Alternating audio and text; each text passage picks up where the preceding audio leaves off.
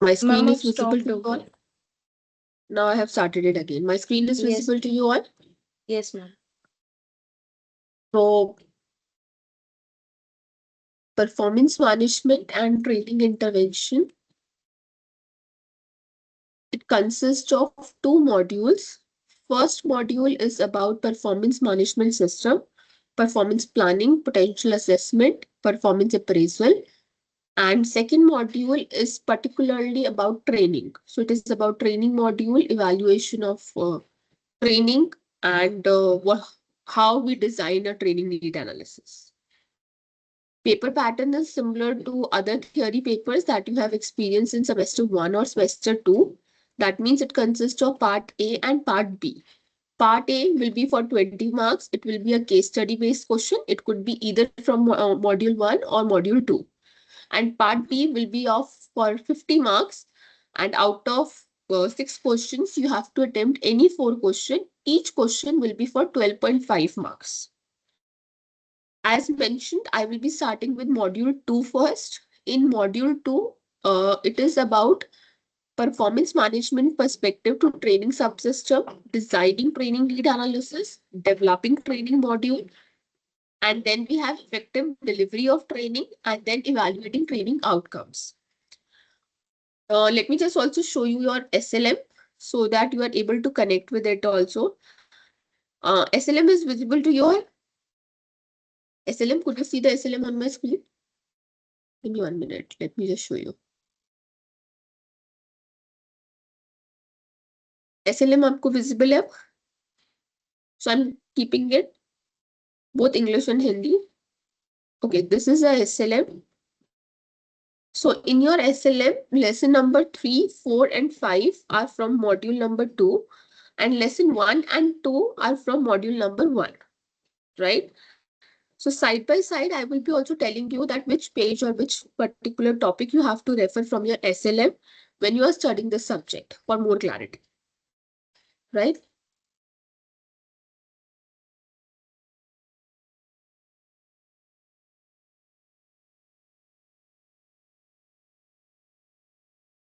Now, so you have to imagine your sales director is complaining that her representatives are not making their monthly quotas, right? So there is a gap that sales representatives are not able to meet the quota. She is convinced that they need sales training. They don't know how to go ahead with sales, right? To address this issue, she asked the HR manager to design something by the end of the week, right? Now, the question here comes that only based on the performance that employee is not performing, the director interpreted that there is a need of training. But there is a question. Is training the answer to all performance issue? And how do you know that training will fix the problem, right? So we conduct a performance analysis. That means what was desired and what actually the employees are doing. What is the difference in current and desired performance? Then we conduct a training need analysis to understand if training is the answer to the gap that we are able to see in the performance. So training is appropriate intervention when performance issue is caused by knowledge or skill deficiency. That means if employee is unable to perform because he does or she doesn't have desired knowledge, skill set, then it is appropriate to give the training to the person. However, there could be so many reasons, there could be so many scenarios because of which you could see the performance gap and for which training is not required. For example, lack of clear job expectations. So there is a one possibility that the sales representatives were not knowing that what exactly is expected out of them. So their job roles, their job responsibility was not clear to them. Then you could have a problem in the policies and procedure. That means the systematic process inefficiencies. So the process that you have defined in your organization might not be appropriate. Who needs to report to whom, how the things are moving. That system is not well defined. Then performance is not up to the mark because of some personal issue. That means employees are not given better counseling, they are not getting the feedback, they don't have flexible work arrangements, they are not very well motivated to perform. That could be a reason why they are not performing. Then inefficient tools and equipment could also be one reason that why they are not able to perform. So they want to do, but they don't have transportation facilities. They don't have required tools and resources, right? Or the goals that is given to them is unrealistic. It is not possible to meet. Apne sales target area, which is way too high than what market could get, right? So those unrealistic goals are not possible for them to achieve. So in short, what we want to say is that if person is not able to perform because the roles are not clear, maybe process is not well defined, maybe personal issue is there, motivation factor is there, goals are unrealistic, then for all these components, there is no need of giving the training to the employee because training is a cost, it incurs a cost. It is a costly process, right? Training is only given when there is a deficiency in the knowledge or skills, right? Okay, who? Ineffective leadership or supervision. Focus on leadership development programs or coaching for supervisors, right? What is training need analysis? Now, training need analysis is a process to determine whether training is the answer or not. Training might be inappropriate when performance issue is due to poor performance because person doesn't have a knowledge or skill set. They don't know how to read, write or understand the technology given to them. Some procedure or policy has changed and they are not aware about that policy. Technology is changed. They don't know how to use the technology. A customer has requested for a new product and services and your employees doesn't know how to work upon them, or there are some performance standards which are defined in the organization and employees are unable to understand those standards or those policies, right? Or there is some kind of new jobs because of AI or maybe technology change that has emerged in your organization and people don't know how to go ahead with those new jobs. In all these scenarios, you could give training to them. So when is a time when you conduct training need analysis? By now, I hope you must be clear with the fact that training need analysis is done to understand whether the training is the answer or training is not the answer. But how will you know that you have to do the training need analysis? One scenario is when new employees are coming in your organization. So there is a possibility they might not be knowing how things are going on. Or the second scenario is when you are changing the roles and responsibility in the organization, new jobs are emerging. Or there is some strategical organizational goals which have emerged in the organization, then for sure the people who are doing the regular job might not be knowing how to do it, right? Or there is some new technology or process that has been introduced, right? Some feedbacks you have received either from customer or employees which makes you think that you should do the training need analysis to understand whether training is the answer. Or some compliance changes is there from the government side, then you could do the training need analysis. Or lastly, if there is some performance issue that you could see, quality issue you could see in the organization, again you could perform a training need analysis. I'm just repeating the same thing. Training need analysis हमें कब करना है? That is what we are trying to understand. हमारी organization में कैसा scenario हो, then we feel okay, yes, this is a time for a training need analysis. So scenario could be new employees आ रहे हैं, कोई आप नई टेक्नोलॉजी लेकर आए हो, कोई compliance change हुआ है, कोई performance gap नजर आ रहा है. In all these scenarios, you could do a training need analysis to understand if training is the answer or training is not the answer to the problem.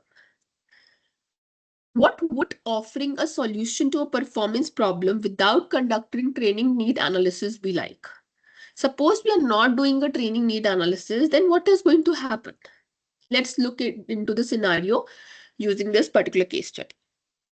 So you are working in an XYZ company, you are an accountant, your role needs you to work on Teleprime 5.0. in last appraisal meeting, you came to know that there were few errors in the data entry due to which company faced consequences. The same happened with others accountants also in the various department of the company. And you as a manager personally feels that it was easy to work on Tele software compared to the updated version that is Teleprime 5.0. So a training program is launched by the company and it is a 5-day program which includes following things. They are going to teach the employees about the types of transaction, golden rule of journal entries, then how to do posting, how to bifurcate the transaction under various head, how to understand the profit and loss statement, balance sheet. Then the training is also going to give you knowledge about GST, taxation, bank reconciliation statement, etc. Now here is the question. Could you see any problem in this training session that is given to the employees? Anyone? Think about it. Employees are facing problem on working on the new software, but training is not related to how to work or how to handle the new software. It's all about the certain things. That is, I don't think it is Absolutely related to correct. the employee. Absolutely correct. So training is not needed to understand accounts. It is not needed to tell your accountant that how an entry is done. The problem they are facing is because the company has launched a new software, updated the original software. So आप जो training दे रहे हो as अपनी company में उसमें कहीं पे भी आप टेली प्राइम 5.0 सिखा ही नहीं रहे, आप उन्हें बेसिक अकाउंटेंसी सिखा रहे हो.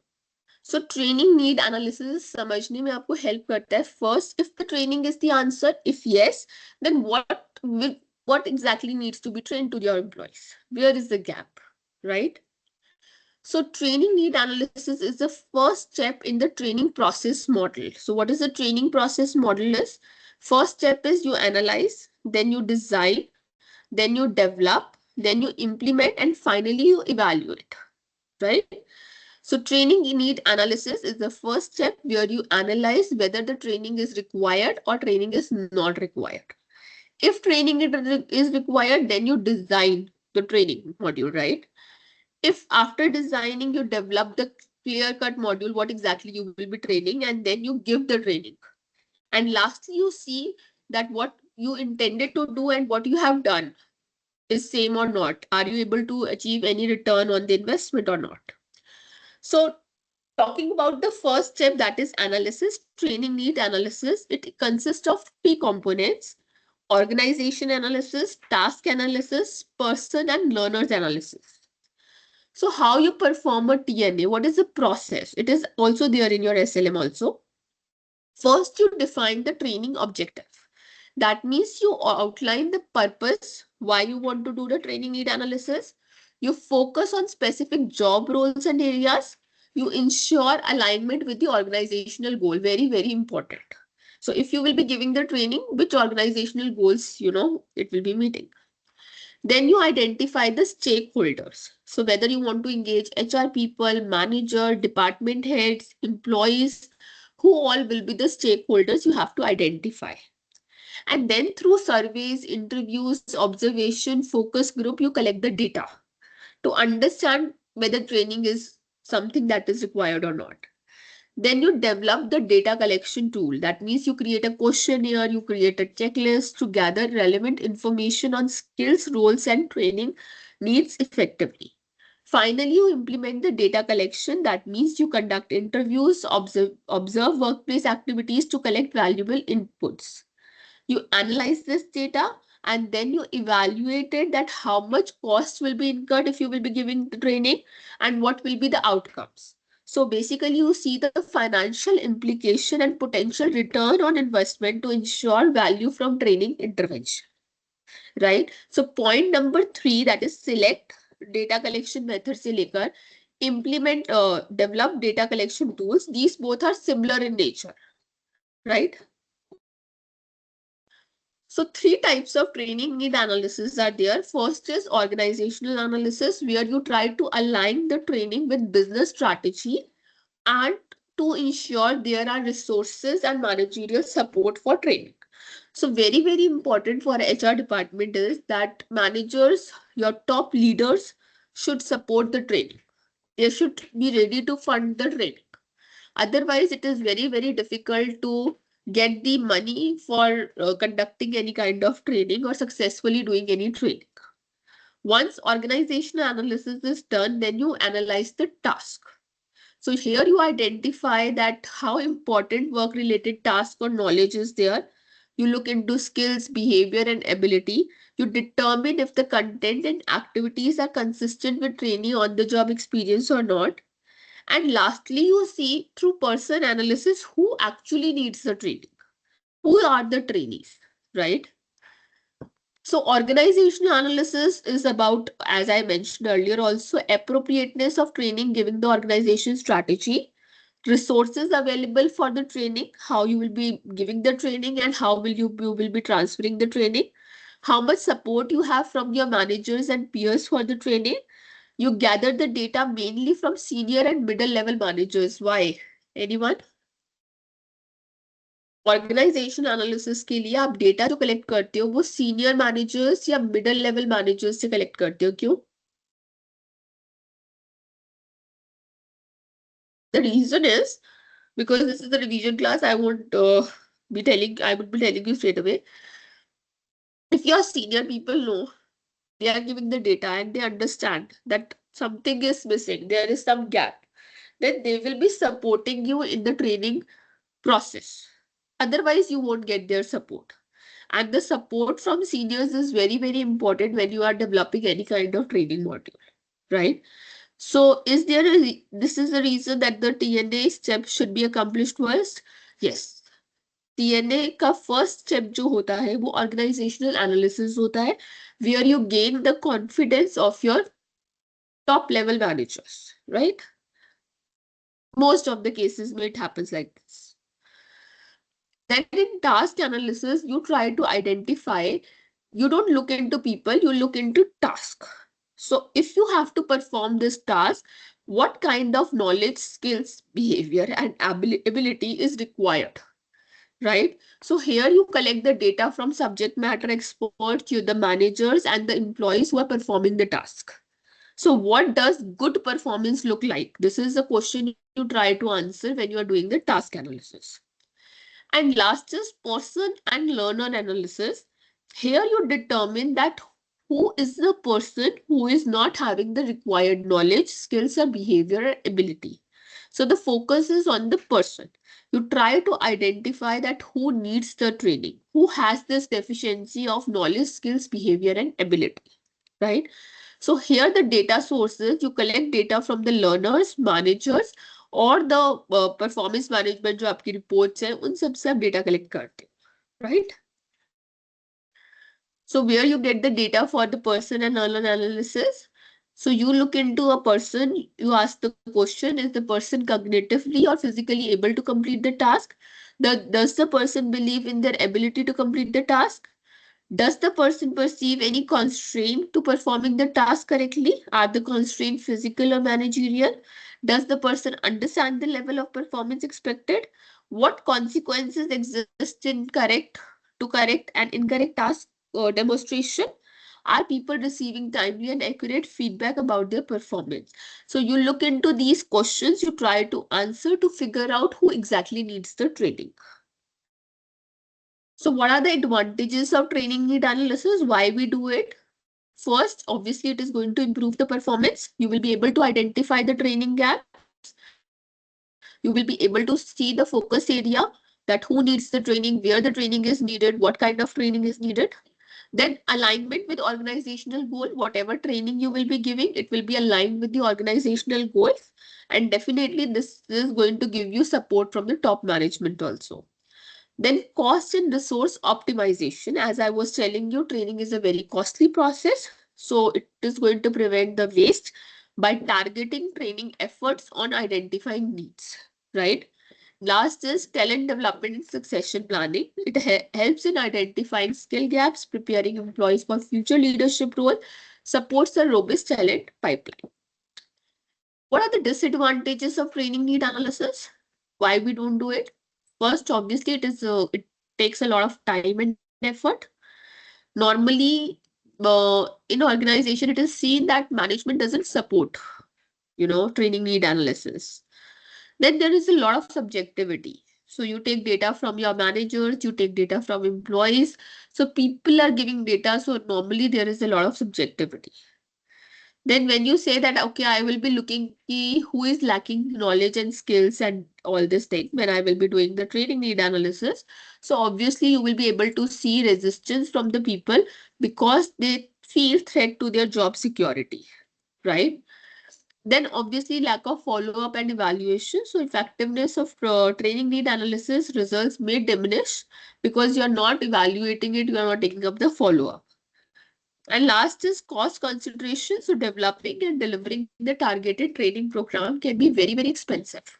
So we need to keep the cost in mind when we are looking into training component, right?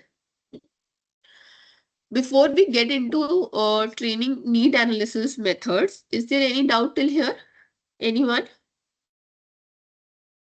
Yes? Yes or no? Ma'am हम डिसएडवांटेजेस के अंदर ये इंक्लूड कर सकते हैं क्या कि जो बायसनेस है अगर हम सीनियर से डाटा वगैरह कुछ भी हम ले रहे हैं फॉर आर इवैल्यूएशन Mhm. तो उसके अंदर Uh-huh. बायसनेस और फेवरेटिज्म भी आ सकता है That is subjectivity. It is a subset of subjectivity only. ठीक है मैम जितने भी biases और error आ रहे हैं आपके, वो सबका subjective feedback है. People are okay ma'am telling what they feel. So a lot of things are there that they are giving in a feedback which may not be true in reality. Right? So any problem till here? So clear till ma'am here, you could No, have a ma'am. question related to training need analysis. What is training need analysis?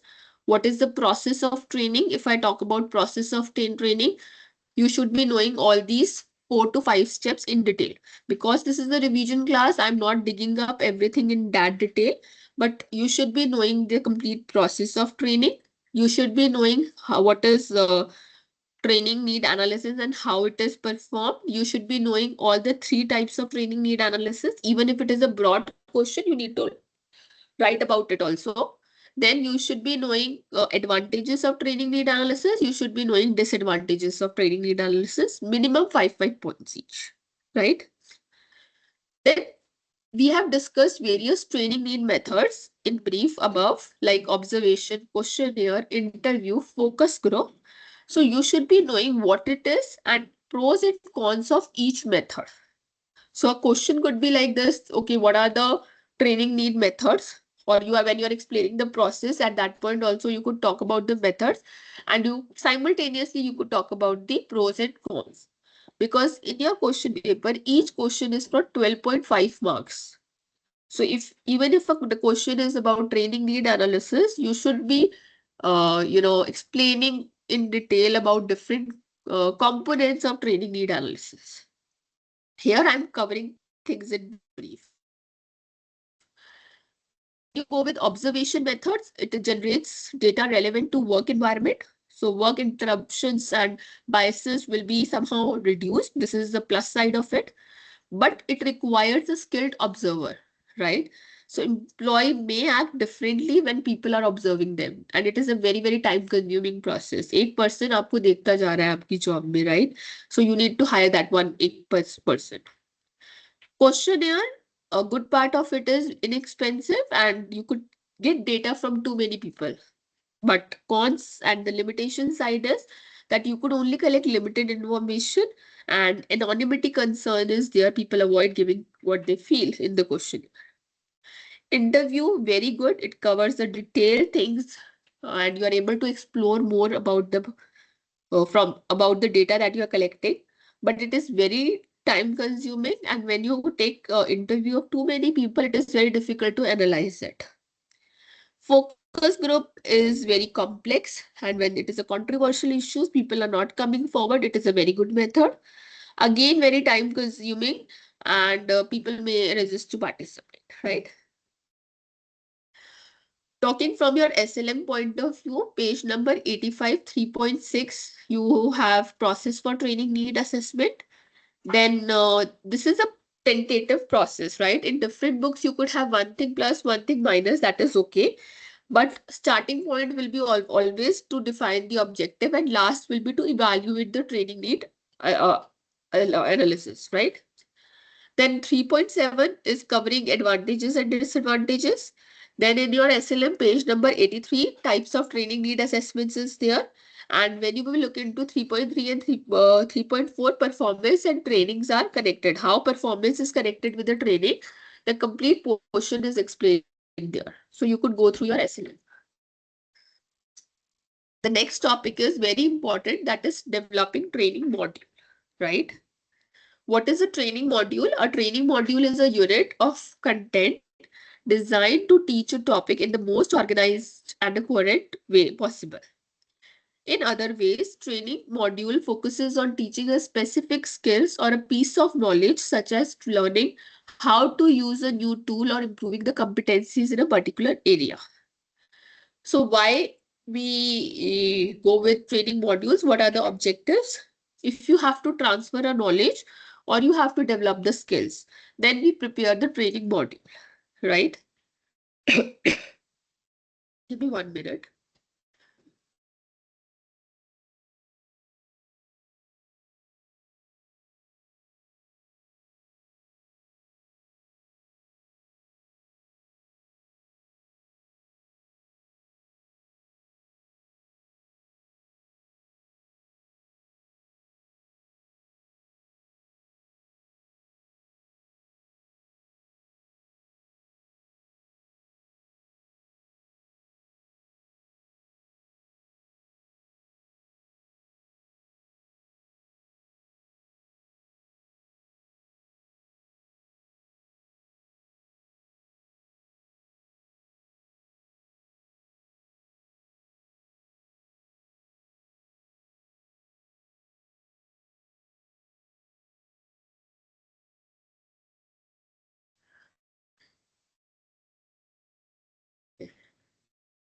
My screen is visible.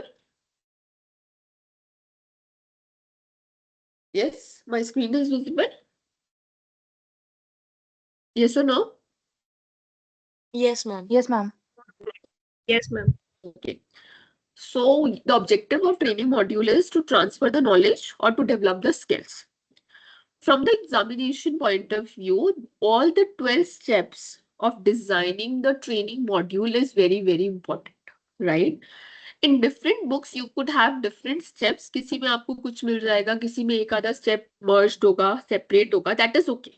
You could refer your SLM also. You could also refer the reference books also. I will be talking about the reference book towards the end. But you should be knowing what are the steps which are involved in developing the training modules. Broadly, in every book or every attachment, you will be able to see the first step is to write the training objective, and last step will be to deliver or to evaluate it. Right? In between, it could be shuffled up. Someone will say, okay, you decide on the trainee first, or then someone will say you decide the trainer first. That is okay. That much difference is okay. Very important is writing the training objective. What is the training objective? It is a description of the behavior you want your learners to be able to demonstrate, right? Before you consider them to be competent, right? It is a statement of what trainees are expected to able to do after the training program. What should the trainees be able to do at the end of the training program? It reflects the expected outcome of the training. It talks about the knowledge and skills to be required. So what is the purpose of training objective? Uh, for trainers, it is important because we have seen in the particular case study of the accountant, trainer is giving a training where he is talking about accounts. But trainees want a training where the software is taught to them, right? So from the trainer's point of view, it is going to give them before instruction to determine that what are the objectives. Then they could select the content and methods based on that. They could also look for evaluation method based on the objectives. Trainees' point of view, they will be knowing the objective of the training, so they will be more prepared to learn. They will be understanding what exactly they are learning. And from the manager's point of view, It communicates what the trainees are expected to learn and what they will be able to do after attending the training. So it gives them an understanding what is happening. So they will be able to support the training program. So there is a very small activity. I will request you all to please, if possible, try to write the training objective. So you are tasked with the training customer service representative to handle the conflict situation. And the second situation is you are providing the trainings to sales staff on how to make effective sales presentation to clients. So you all could pick situation number 2 and you could write down the objectives of the training. I'm just giving you 1 minute. Activity is clear to you all? Yes? आपको training objectives लिखने हैं and what is the training that आप अपने sales staff को training दे रहे हो to make the effective sales presentations to the client.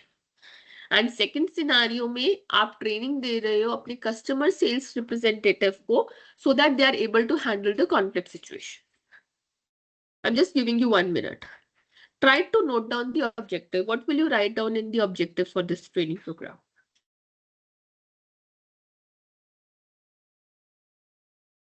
We have time constraints, so please let me know if you are working on it. Otherwise, I will move ahead.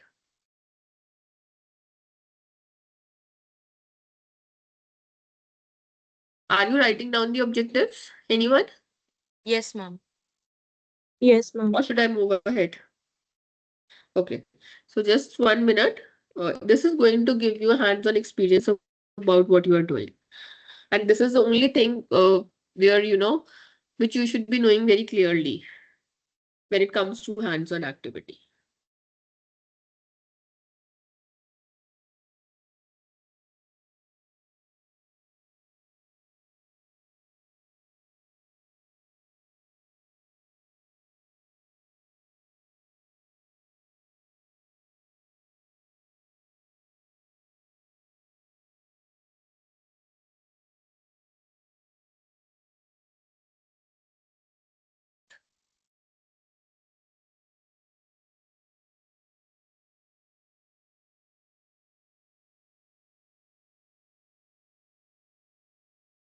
Yes, anyone ready? Ma'am, firstly, understanding the key components required for the presentation. Understanding the components required for the presentation. Objective 1. Any other objective? Any other objective you have added? Ma'am, the techniques to clearly communicate the objective of that presentation. The technique, to learn the technique to communicate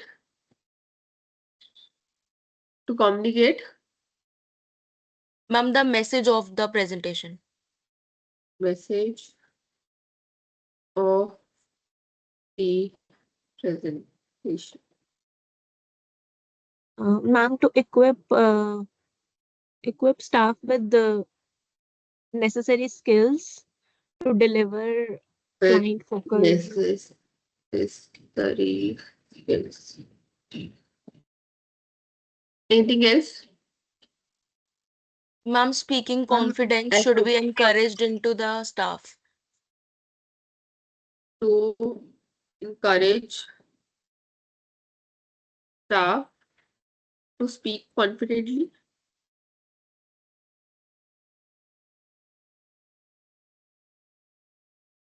And Ma'am, adding so as elements adding elements like bar charts, pie charts, and that will like clearly explain the message pie with charts, more facts and quantitative data. etc. to express their message. Right? As I was saying that this is one thing that you will learn here and you will take back to your organizations also if you are planning to move in HR field, right? आपने objectives लिख लिया. हमने पढ़ा this objectives are going to go to trainers also, trainees also, and managers also. So trainers will be able to learn out of these objectives that they need to teach them bar charts, pie charts, and how to read them. Yes or no? If you are the Yes, trainer, ma'am. Yes, ma'am. then what will you understand? I will share these. I'm the HR person. I have prepared these objectives. I will send it to the trainer. Training मैं तो नहीं दूंगी. So I will give it to the trainer that these are the objectives of the trainee. I will give these objectives to the trainees also, that this is what will be taught to you. I will give this to the manager also, the top leaders also. Okay, this is what we are conducting. And based on this, trainer is going to prepare the content. Trainee will be joining the training because you could not force them, right? And your manager will be financially and otherwise supporting you in this training program, right? So what you need to understand is that whatever objective you are preparing should talk about performance. Here, there are certain things which are written, which are correct, no doubt, but your objective, each objective should talk about performance.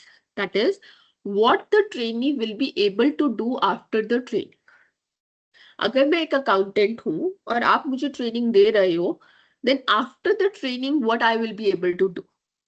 If I'm a sales representative and you're giving a training to me, then how my current performance is going to impact it after the training program should be very well reflected in your objective. Then you have to mention the condition. That means the tool, time, and situation under which you expect me to perform the particular behavior. So when my behavior is going to change and under what condition that change will occur after the training. And last, your objective should include the criteria. That means a level of acceptable performance or the standard or the criteria against which the performance will be judged. Right?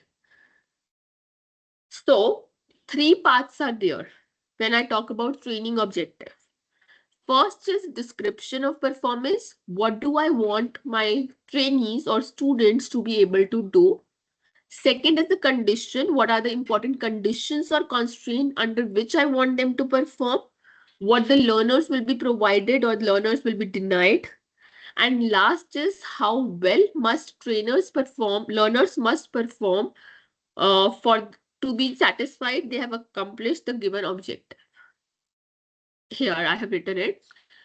Upon completion of the training, customer service representative will be effectively able to resolve the customer conflict situation.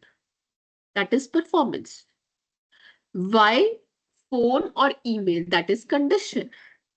यानी कि हम जो training programme देंगे उसमें वो लोग telephonic और email वाली कंडीशंस जो ईमेल वाली जो कॉन्फ्लिक्ट्स होंगी सिर्फ उन्हें रिजॉल्व कर पाएंगे within 10 minutes, which is while maintaining the customer satisfaction score of at least 85%, that is criteria. Are you able to relate with me? Now this objective is going to go with the trainer.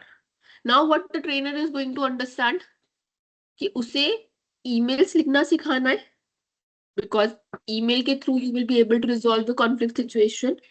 Yes, ma'am. Telephonic conversations उसे अपने training programme में content में include करनी है उसे include करनी है कि 10 मिनट्स के अंदर वो किस तरह से कस्टमर सेटिस्फैक्शन को लेवल पर ला सकती है ट्रेनीज को क्या समझ आएगा so if I'm a trainee and my writing skills are not good, my email typing is not good, then I will join this training program because email is what I want to learn. If I'm not able to communicate with the clients properly through phone, then I'm going to join this training program. But if I have a problem in face-to-face communication, will I join this training program? No. No, अगर ma'am. मैं training programme अगर मैं अभी training programme में चली जाऊंगी I won't be able to take this class so अगर वो ट्रेनिंग प्रोग्राम में कोई भी आपका ट्रेनी जा रहा है वो अपनी एक्चुअल जॉब से तो लीव ले ही रहा है ना so if it is something that is not going to add any value the person might not join Is it clear? So trainee is also learning that what they will be learning. Trainer is also getting an information कि उन्हें content कैसा रखना है, उसमें क्या क्या add करना है. Now from the manager point of view. Okay, this is how effectively organization strategy or organization goals will be achieved after this training program. So they are also going to pay for such training programs or support such training programs financially and physically. Now it is clear? Yes or no? Yes, ma'am. Right? So what objectives you have given me, I'm not saying they are wrong, they are correct. But you need to build them in a manner so that they include performance, condition, and criteria. Right? So what they will be able to do after training, under what conditions, and last is what is the criteria. How will you evaluate their performance? How will I be able to see कि वो कर भी पा रहे हैं या नहीं कर पा रहे, right? So this was the first step to decide the objectives. Second is to see whether you want to purchase the training program or you want to design the training program. So you could go with the purchase or designing a training program based on expertise. If people in-house they are very expert, you could design it. If you feel that the required knowledge is not there, you could outsource it. Time you have in the organization, the kind of cost it is going to take. So you could compare the cost and quality, trainee size, and the frequency of requirement. So अगर आपको बहुत frequently चाहिए होता है वो training program, it is better you design it. If it is just one time thing, then it is better to purchase that, not to waste your time and money on it. Then very important is to determine the training content. What should be there in the training content? Like उन्होंने accounts सिखा दिया, accounts तो नहीं सिखाना था for sure. Teleprime 5.0 सिखाना था. So determining the content is again a very important step when you talk about training program design. So what topic should be presented to meet the needs to accomplish the objective? You need to consult the subject matter experts, practitioners, academicians, literature, and based on the information collected, the trainers can design a training program. Then thing is deciding the training method. So there are various methods. All the methods are there in your SLM. So I will be keeping this topic brief.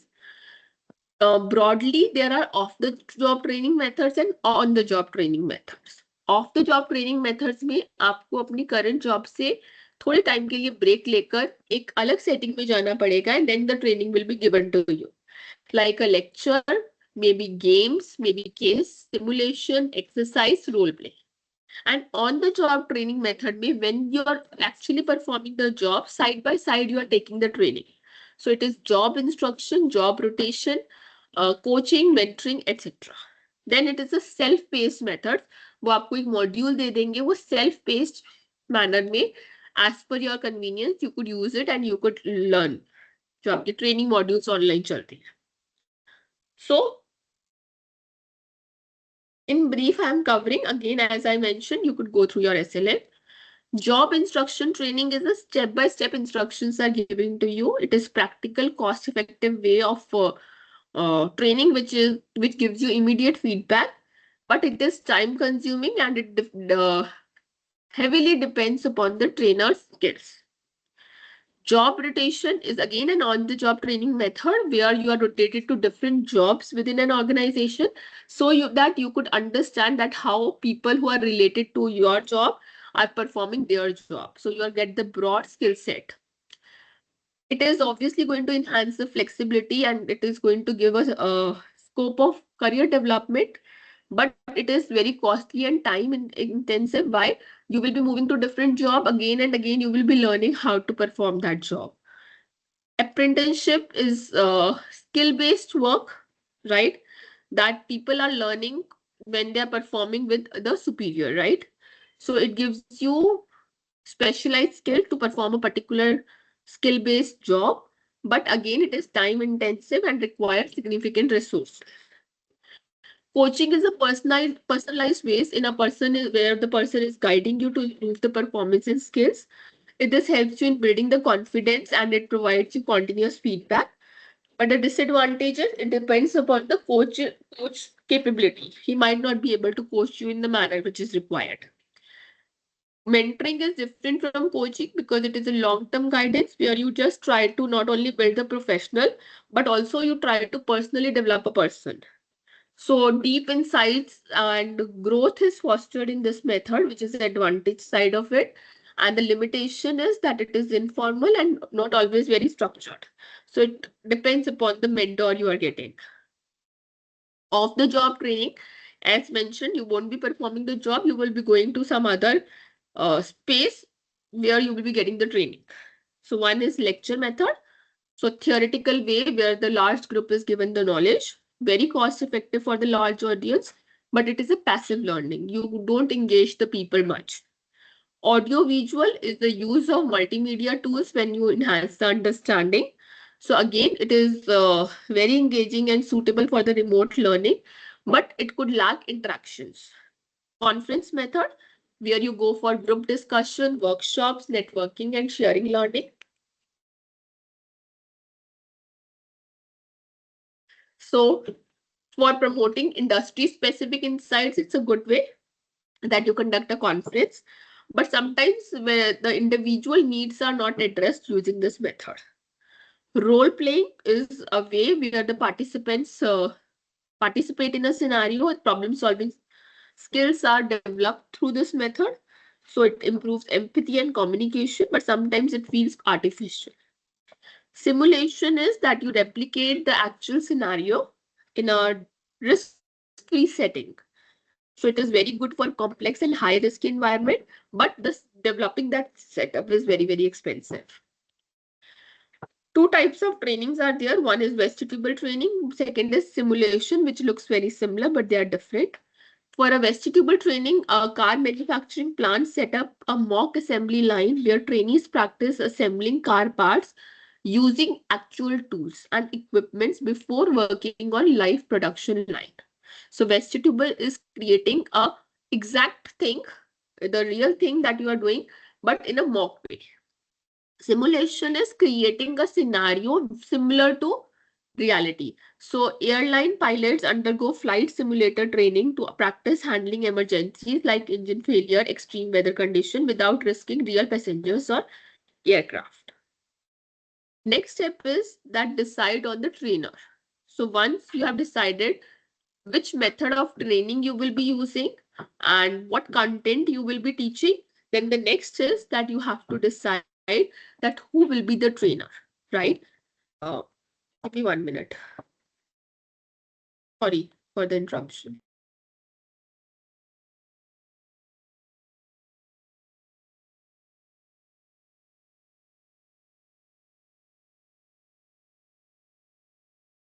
Sorry for the interruption. So you need to look into that who is the trainer, right? So what are the good qualities of a trainer? The knowledge about the subject should be very clear. He or she should have the ability to deliver the material in an understandable manner. He or she should be very enthusiastic. They should have some sense of humor and interest so that audience is ready to listen to them. And clearly they should be able to inform people whatever the content is, right? So regardless of well training program is designed, the success largely depends upon the trainer, how well he is able to deliver it. Next step is to select the trainee. So you know the trainer, you know the content, you know everything, but who will be getting the training? So you need to decide that who could get the benefit out of this training, what programs are required by law and government that you need to ensure. Should training be voluntary or compulsory? Again, that is a question you need to answer. So if it is a compliance related training, it should be compulsory. If it is skill or something enhancement related, it could be voluntary. Should the participants be segregated on the basis of level? That means middle level, lower level managers are given training, or you should include everyone in the same class. So such questions you need to answer when you are deciding on who will be getting the training. So first is optimizing participation by selecting the right people who need the training, by including the programs that are mandatory by law, that is meet legal requirements. Then by deciding on whether the training should be compulsory or voluntary, that means ensure effectiveness. And last is by choosing whether the participants are trained within their peer level or alongside those who have different organizational level. That means foster appropriate learning dynamics. So the same 4 points, I have just given them the headers. Next step is to identify the training material and equipment. So आपने trainer decide कर लिया, trainees decide कर लिए, content decide कर लिया, method decide कर लिया. You also need to decide that what all material and equipment will be required, like flip charts, handouts, practice sample, pen, paper, multimedia, all those things that are required. That arrangement is also made beforehand. Then very important, where the training will be given, what will be the training side, whether the training take place in the organization or in some rented area or some other uh, place. So you need to ensure that wherever you are giving the training, whichever location you are going, it should be free from the distraction. अगर कोई side by construction चल रही है जिससे noise आ रही है, it is going to create the disturbance, right? So it should be appropriate for a particular training course. Whatever the course is there, the location should be appropriate. Then very important is scheduling the training program. So you need to understand what is the best time, day, month, because busy months may organization managers are not going to support you to take their people for the training, right? Need and desires of the supervisors are important. If you will keep weekend, trainees won't be interested because that is their leave, the off day. If you will keep the weekdays, then their work is going to impact and the managers won't be satisfied. So you need to pick the best time. Availability of trainer is also very important. You are picking a day when the trainees are there, but the trainer is not there. Then availability of the site, whichever location you have picked, that location should also be available, right? 2 to 4 hours training you want to give, and then the people are joining the work, or you want 1 full day. That again is a question you need to ask when you are scheduling the training program. Last is you prepare a blueprint that outlines the training program and outlines everything that is we have decided in above 9 steps.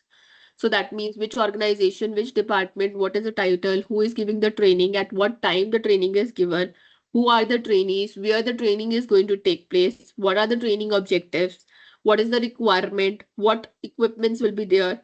All these things are mentioned in the one blueprint that you have prepared, right? And then the complete schedule. From this to this time, this is going to done, this will be the break, this will be the lunch, this is how the training will be given. Obviously, to administer the training program, that means the coordination of all the people material involves the training program. The maintenance of training record is important because you want budget for it. So you need to keep all the records. And one more point is there, that how the training program is delivered. Final stages, 12th step, you deliver the training program. It is very important that you first gain the attention, right? So you start the training program. This is mainly for the trainers, right? You present a good program, a problem, a situation, use a multimedia advertisement and ask questions, right? You describe the goal very clearly. Inform your trainees that what exactly they will be learning out of this training program when you start. You understand that what exactly they know beforehand. So you remind your learners of prior knowledge or the relevant knowledge that they should be knowing for the current lesson that you are teaching, right? Then use the graphics, stimulation, figures, sound, so that whatever you are teaching becomes more interesting. You provide guidance to the learners. You let the learners do something which is newly acquired behavior, practice skills and apply knowledge. You provide information and feedback. You see if they are able to learn or not, and you understand if they are able to retain or they are able to transfer or not. So these are the few key points that you need to keep in mind when you are delivering the training program. Till here, any doubt? With this, I have covered all the steps that I have mentioned. Any doubt till here? Yes? No, ma'am. It is clear. So if you will look again, I'm mentioning, if you will look into different books, somewhere you will see that deciding the trainer is a 6th step, deciding the trainees is a 5th step, that is okay. Right? Okay. Next is key components for the conducive learning climate in training, right? So just taking you back, delivery of training, though I have written it as a 12th point, but it was into the first point only, matlab, in between points only, where the focus was that when you are delivering the training program, what all things a trainer should keep in mind, right? Next is that there are some components which are important so that the learning climate remains conducive for the training. First is physical environment.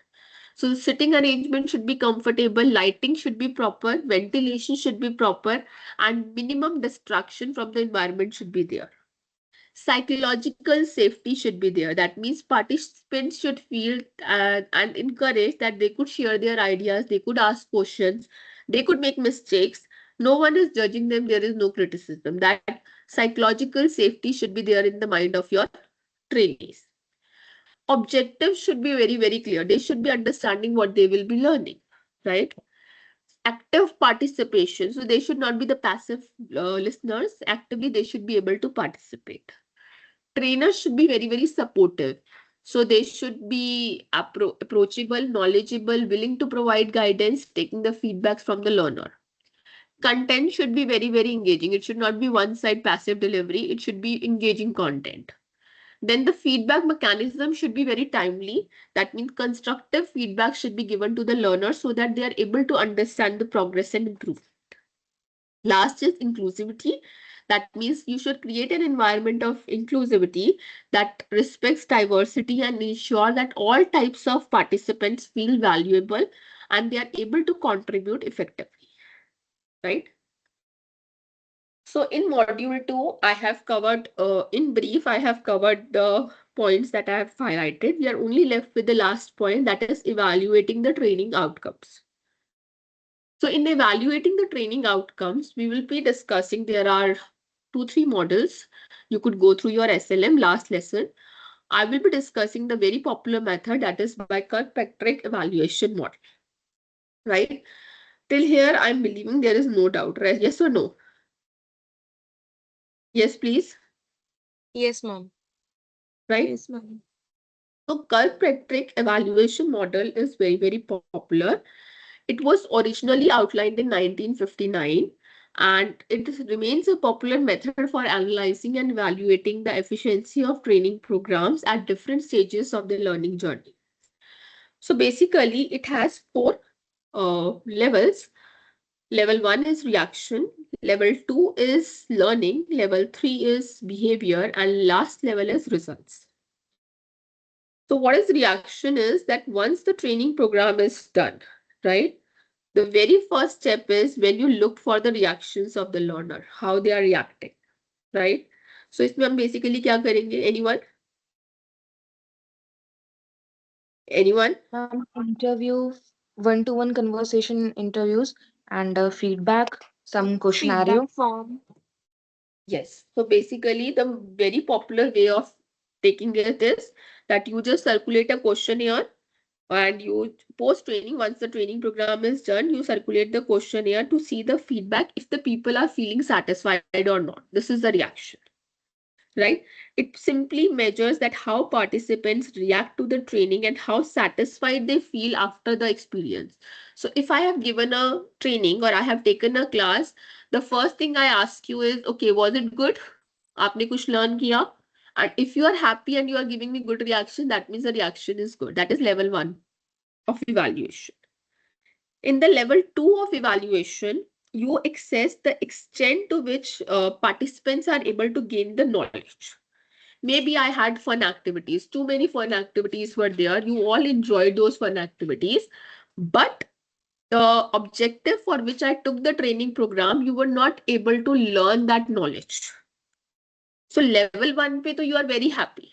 You enjoyed those activities, team building activities, आपने सब enjoy किया. पर जो उसका objective था वो आपने learn नहीं किया, right? So level 2 is to see to extent which participants have gained actual knowledge as per the objectives that was initially defined. So here, what I could use, anyone? I could take a test. I could take a quiz. I could see other assessments. I could take some assessments to understand if objectives have been met or not. This is level 2.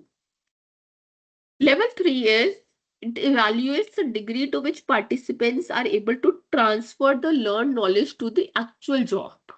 So a training was given to me for the content development, right? They taught me how to write the content. I just learned, I showcased the same thing in the assessments and the test that was given to me at level 2. But when I returned back to my job, I'm again writing in the same old fashion which I was learning, which I have learned previously. So I am not taking back the learned behavior to my job. So at level 3, you evaluate the degree to which participants are able to transfer the knowledge to the actual performance, right? So how you are going to measure it? Anyone? कैसे हम ये check कर सकते हैं? Ma'am by giving new tasks जो हम पहले उनको प्रीवियसली दे रहे थे और वो which they are not able to fulfil. Okay, new task देकर, तो न्यू टास्क में अब क्या होगा? Role टास्क तो play. मेरी वही रहेगी. If I am a content writer, then again I will get the content for writing. How will you evaluate if I'm taking the training, whatever I have learned from the training, I'm taking it to my job or not? कैसे देखोगे? By observing? Ma'am, it will Then we can check with managers. You could check with managers, taking the feedback of managers. You could observe. You could take the interviews or follow-up surveys. ठीक है? Last is result. Even if I was very happy, my level 1 reaction was very good. I was able to learn. You were able to see in the assessment quizzes that I'm able to perform the things what I have learned. Then you could also see in my behavior that my behavior has changed in my job and I'm doing the things the way it was told to me in the training program. But now the next question is, whatever I have learned, the new behavior, is it adding some value to organization? ऐसा भी तो हो सकता है जो मैं नया सीख कर आई हूँ उससे कुछ improvement नहीं हुई. That means final thing is result. So it is going to measure that the final outcomes or impact of training on the organization. Is organization getting any benefit? Has it increased any kind of productivity, improved quality, sales have increased, cost has gone down, profit is increased. So what is return on investment, right? So if there is no change in that, that means spending money on training program was waste of time. You all agree with me? Yes, ma'am. Yes ma'am. तो last step is कि आपने जो training दी वो मैंने behaviour तो मैंने change कर लिया, but the changed behavior is not adding any return to investment, so it is of no use. So these are the 4 stages of evaluation as per Kirkpatrick: reaction, learning, behavior, and result. Right? With this, briefly, I have covered module 2. One, you have SLM that you could refer. Second, you could also refer the books, that is Employee Training and Development, as given in your readings also, if you want, as an add-on, right? Otherwise, you could go through the recordings. Any doubt in second module, training 1? Yes? Any question? Any question from any topic? Should I move to the next module? Ma'am models में सिर्फ ये Kirkpatrick model is more important. Kirkpatrick. Yes. Normally, Kirkpatrick model जो है वो सबसे popular model है. It is more important. But beyond this, as I have mentioned, that more models are there in your SLM. So you could refer to your SLM. Because this is a revision class, so I won't be getting into detail line to line about everything. I will be covering the complete syllabus and then I will be discussing one case study. That was there in your previous experience. ठीक है? एम्पलिन का model भी है 5.7.2 में, वो आप check कर सकते हो, रीडिंग दे सकते हो. So there are basically 2 models which are discussed in your SLM and they are more than sufficient. ठीक है? Any question? No, ma'am. So I'm taking SLM parallel to my PPTs. That means certain things are very, very detailed in your SLMs. So I'm not getting into that detail for the same topics like role playing method, conference method, all these methods of off the job and on the job training. Let me also show you. Give me 1 minute. Let me also show you so that you are able to see. My SLM screen is visible to you.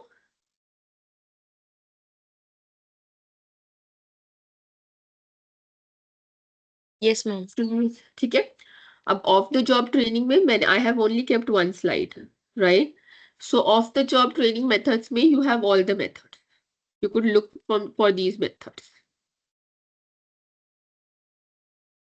because you have one question for 12.5 marks so broadly or in most of the cases question will be more like talk about off the job training methods talk about on the job training methods or talk about training methods. So picking 5 to 6 training methods and doing it in detail is more than sufficient. Right? So mentoring, vestibular training, all these things are covered in detail.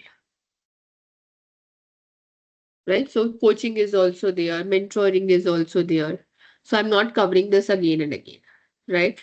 Similarly, like you were asking me, there is only one method that we are doing. So delivery in training is there. Need of evaluating the training is there. So I'm not discussing the same points again and again. You could go through your SLM. Right? So these are the very in a very self-explanatory method manner, these points are discussed, so you could go through it. Any question from your side? Kirkpatrick model I have discussed in detail, which is very popular model. Simultaneously, we have one more model that is discussed in your SLM. You could also go through that model. Any question from your side? No, ma'am. Okay. So I'm doing it in a manner that I'm able to touch upon all the topics and I could just give you a direction that where you have to refer your SLM, where you have to refer your reference book, and then we discuss the case study so that I could tell you how you answer the questions. What exactly is required in a 12.5 question or what exactly is required for a 10 marks question. So this is how I'm planning. So if you have some other thing that you want me to cover, you could let me know. Should I go in this pattern only? You all are comfortable? Yes, ma'am, we are. हाँ जी, ma'am. So I'm starting with the next module. First module is about the performance management system. And there is one topic in lesson number 3, probably you will be able to see, where the training is connected with performance. So you could go through that also, right? Give me 1 minute. So do you know that in 2012, Adobe replaced annual performance reviews and rating in favor of a less structured approach that we call check-ins. Employees were frustrated with annual performance reviews as they found the process cumbersome and bureaucratic. It also created barriers to teamwork since the experience of being rated and checked ranked for compensation left many employees feeling undervalued. We realized that in order to do our best work, we shouldn't wait until the end of the year to share feedback. Rather, we should have an open and ongoing conversation year around. From this sentiment, check-in was born. Today, various organizations are having this method of evaluation, which says check-ins. So what is performance management? One is to evaluate employees' performance based on how he or she has performed in immediate past.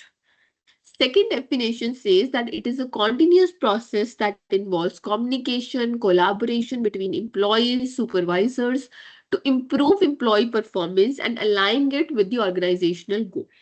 So performance management is the second definition, which says that it is a continuous process that involves communication, collaboration between employees, supervisors to improve employee performance and align it with the organizational goals. So there are common misconceptions about the performance management. Some people feel, okay, this appraisal, it is performance related pay, it is about targets and objectives, it is about motivation and discipline. Yet performance management is much more than this. So it is about getting result. It is about getting best from the people who are working. It is about helping them to achieve their potential. So when we look into performance appraisal and performance management, we could see that from an annual event, it has become a continuous process. From the assessment only, it is includes assessment and development. From a superficial level of evaluation of a personality, it is about specific evaluation of behavior. Earlier, it was loosely associated with business cycle. Today, it is closely related with the business strategy and business plan. Objectives were superficial. Now the objectives are very, very specific. So there is one case. A sales organization which recognizes that customer service is vital in maintaining the competitive advantage. An extensive customer service training program is completed, yet customer feedback indicates that there has been little improvement. Then what is the reason for this? The reason is that the target and incentives were based on volume of sales and not services. So आपने कहा जिसके sales target सबसे ज़्यादा meet होंगे, we are going to reward that person. Nowhere you mentioned the quality of service these people or your sales representatives will be going to give. So people are focusing too much on increasing the sales that they are not looking at the point whether the customers are satisfied or not. So this is what you're able to see. Customers are not satisfied in the feedback, but sales targets are very high. So the reward system needs to be altered to understand that what are the objectives of the organization, what your people are performing. This example is clear, or is there anyone who's this example is not clear to that person? Yes? This example is clear to everyone? Or should I Clear, repeat ma'am. it? Yes, ma'am. Ma'am, please ठीक है? repeat it.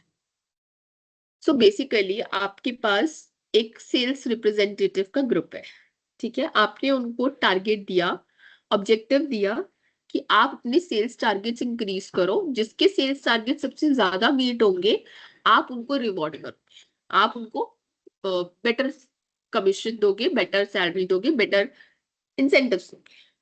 तो सारे आपके sales representatives जो थे वो जाकर sales को बूस्ट करने लग गए।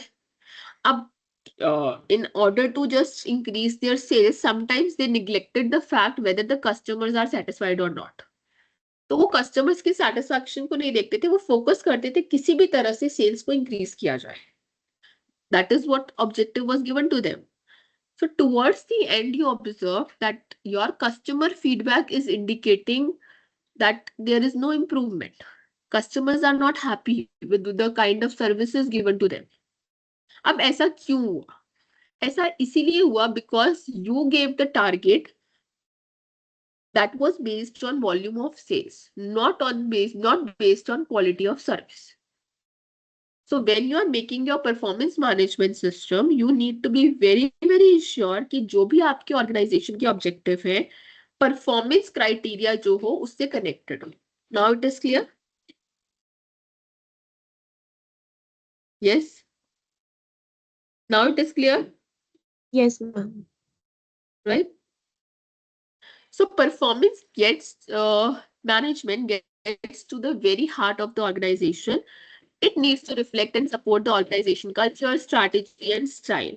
So basically, you need to communicate your people what is expected out of them, what they will be rewarded for, what they should deliver results, how they should deliver the results, what result organization is looking for the business wide scale.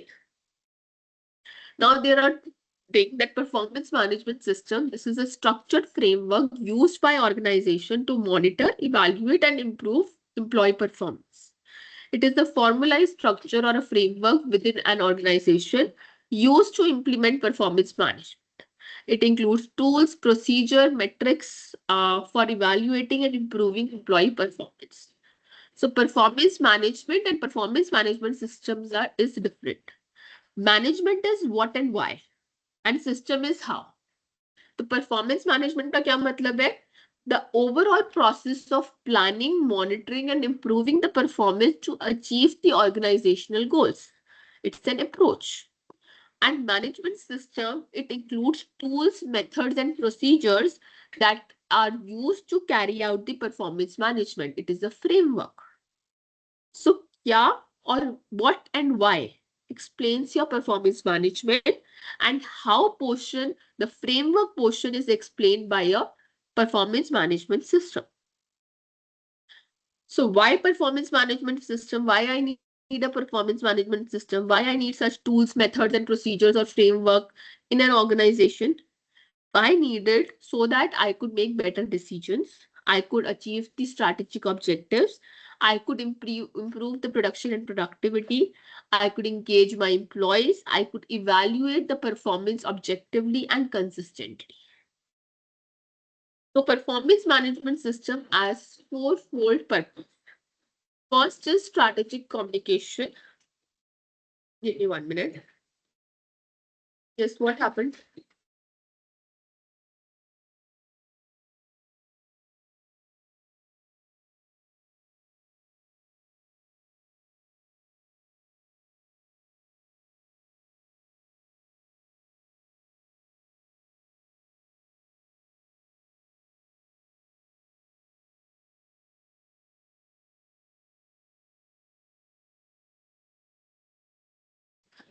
Just 1 minute. After five, let's take 5 minutes break. Will that be okay with everyone? Could we take Yes, 5 minutes break? 5 minutes break. So at 12:25 to 26, I will be starting the class. Okay. Okay, ma'am. Okay.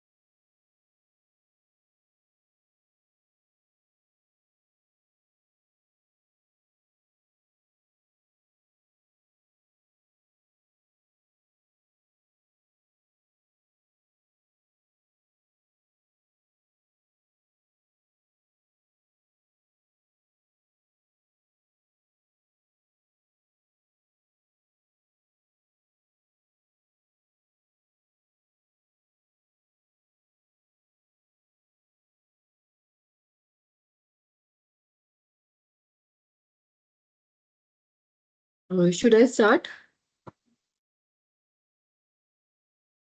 Yes. Yes, you are available. My slides are visible.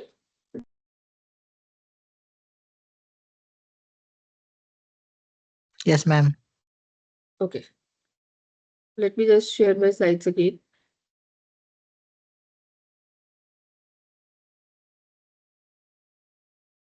I'm sorry for the disturbance. So basically, performance management system has fourfold purpose. First is it convey the people what doing a good job means and what it basically going to happen to your rewards. It helps in building a relationship. That means it's create a stronger work relationship by bringing managers and those who they manage together for the regular feedback and performance discussions, right?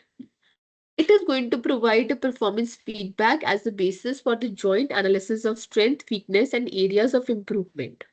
And last, it is going to help in employee evaluation. That means uh, making a decision on job reassignment, promotions, and performance related rewards. These are very, very important from the examination point of view also, and otherwise also in your actual life when you're going to go. It is very important, and these are the terminologies that you are going to hear from somewhere in your organization, specifically in the HR domain. KRA, KPA, KPIs, competencies, competency framework, metrics. The KPA basically means key performance area.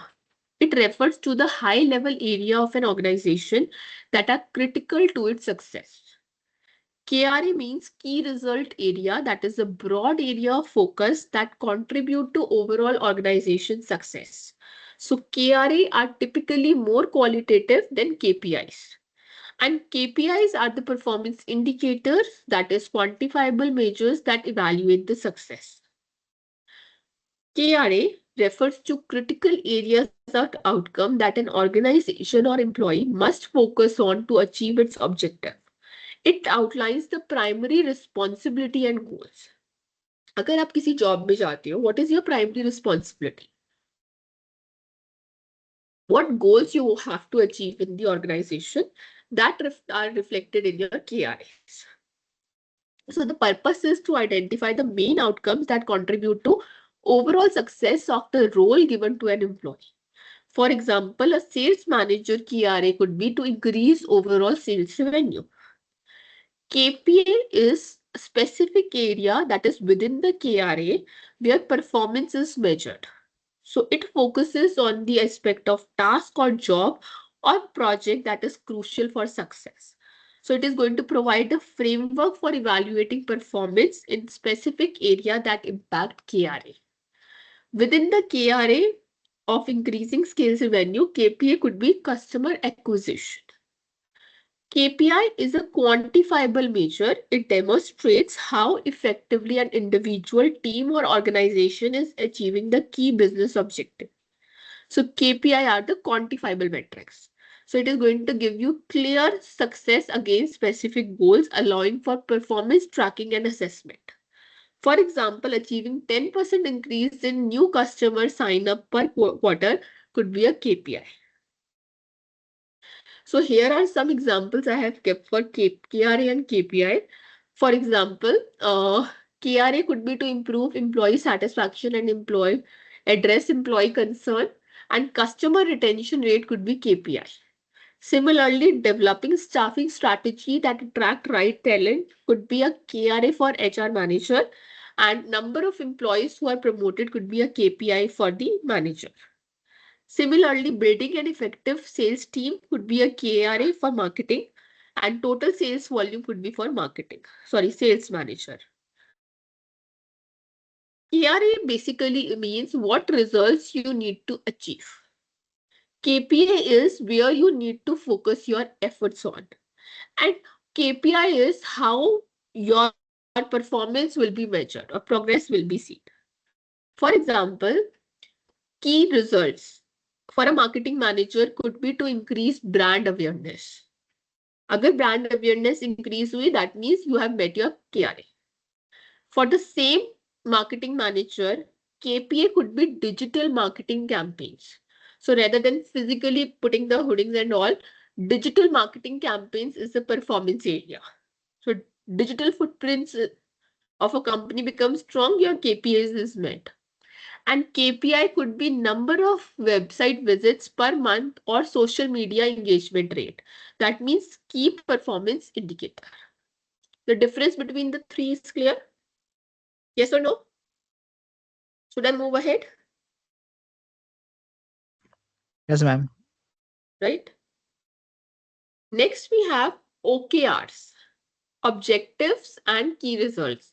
So a goal setting framework that involves setting ambitious objectives along with concrete measurable key result in tracking progress. Then one terminology is metrics. Metrics hota kya hai? It's a measurable data that businesses use to track the processes, activities, and employee behavior to evaluate progress against goals. So OKR concept was originated at Intel and quickly spread in other companies in Silicon Valley, including Google, which began using it in 1999. And it provides a company with remarkable growth. So what is OKR and how it is different from MBO? So the focus of, what is MBO? Management by objective. So what happens in management by objective? Manager and the subordinate, they together sit and they decide the objectives that a subordinate is supposed to achieve. And towards the end, they compare that what was decided by subordinate and manager and what exactly the subordinate has achieved. So this is the process of management by objective. So management by objective focuses on what? Right? So the main focus is कि अगर कोई sales representative है तो उसे क्या achieve करना है, what? OKR में जब discussion होती है तो they discuss about what and how. So a sales target is this, but how a sales representative will be able to achieve this target. Here in MBO, it is an annual monitoring frequency. So annually you look into it whether a sales representative is performing the way he is supposed or she is supposed to do it or not. In OKR, quarterly and monthly you monitor it. MBOs are decided privately and isolated information. Public and transparent information is seen in case of OKR. MBO is top-down approach. It moves from top to down. OKR is a bottom-up approach. Okay, MBO is linked with the compensation, and normally OKRs are not linked with compensation because they are very, very ambitious. As I mentioned previously, they are the ambitious objective. Risk averse is something that is focused in case of MBO, and very aggressive and inspirational goals are kept in case of OKR. Now, what is metrics? Metrics is a measurable data that businesses uses to track the processes. So performance metrics are the quantifiable measures that help organization assess the effectiveness, efficiency, and productivity of the employees. They ensure alignment with organizational goal, provide clear understanding of expectation, and enable performance tracking and decision making. So metrics could be like a sales revenue, it could be customer satisfaction score, it could help an employee to contribute the business outcome, right? Competencies, on the other hand, are skills, knowledge, behavior that is required to perform a particular job. So the focus here is on how employees achieve result, ensuring the balanced assessment of both outcomes and methods used to attain them. So competency could be like teamwork, problem solving skills, or critical in roles of acquiring collaboration, decision making. These all could be the competencies. So difference between metrics and competency is clear. Metrics or competency में difference clear है, Yes, ma'am. right? Okay, now you tell me what is competency framework. You must have heard it number of times. Anyone?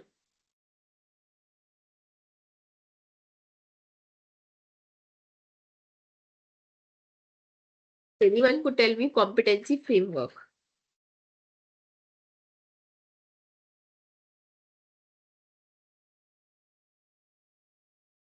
It is nothing. It is a structured document that defines various skills, behavior, or knowledge that is required to perform a particular job so that employees could meet the organizational goals, right? How you identify the performance metric? Performance metric क्या है? एक simple language में sales revenue या customer satisfaction score could be a metrics.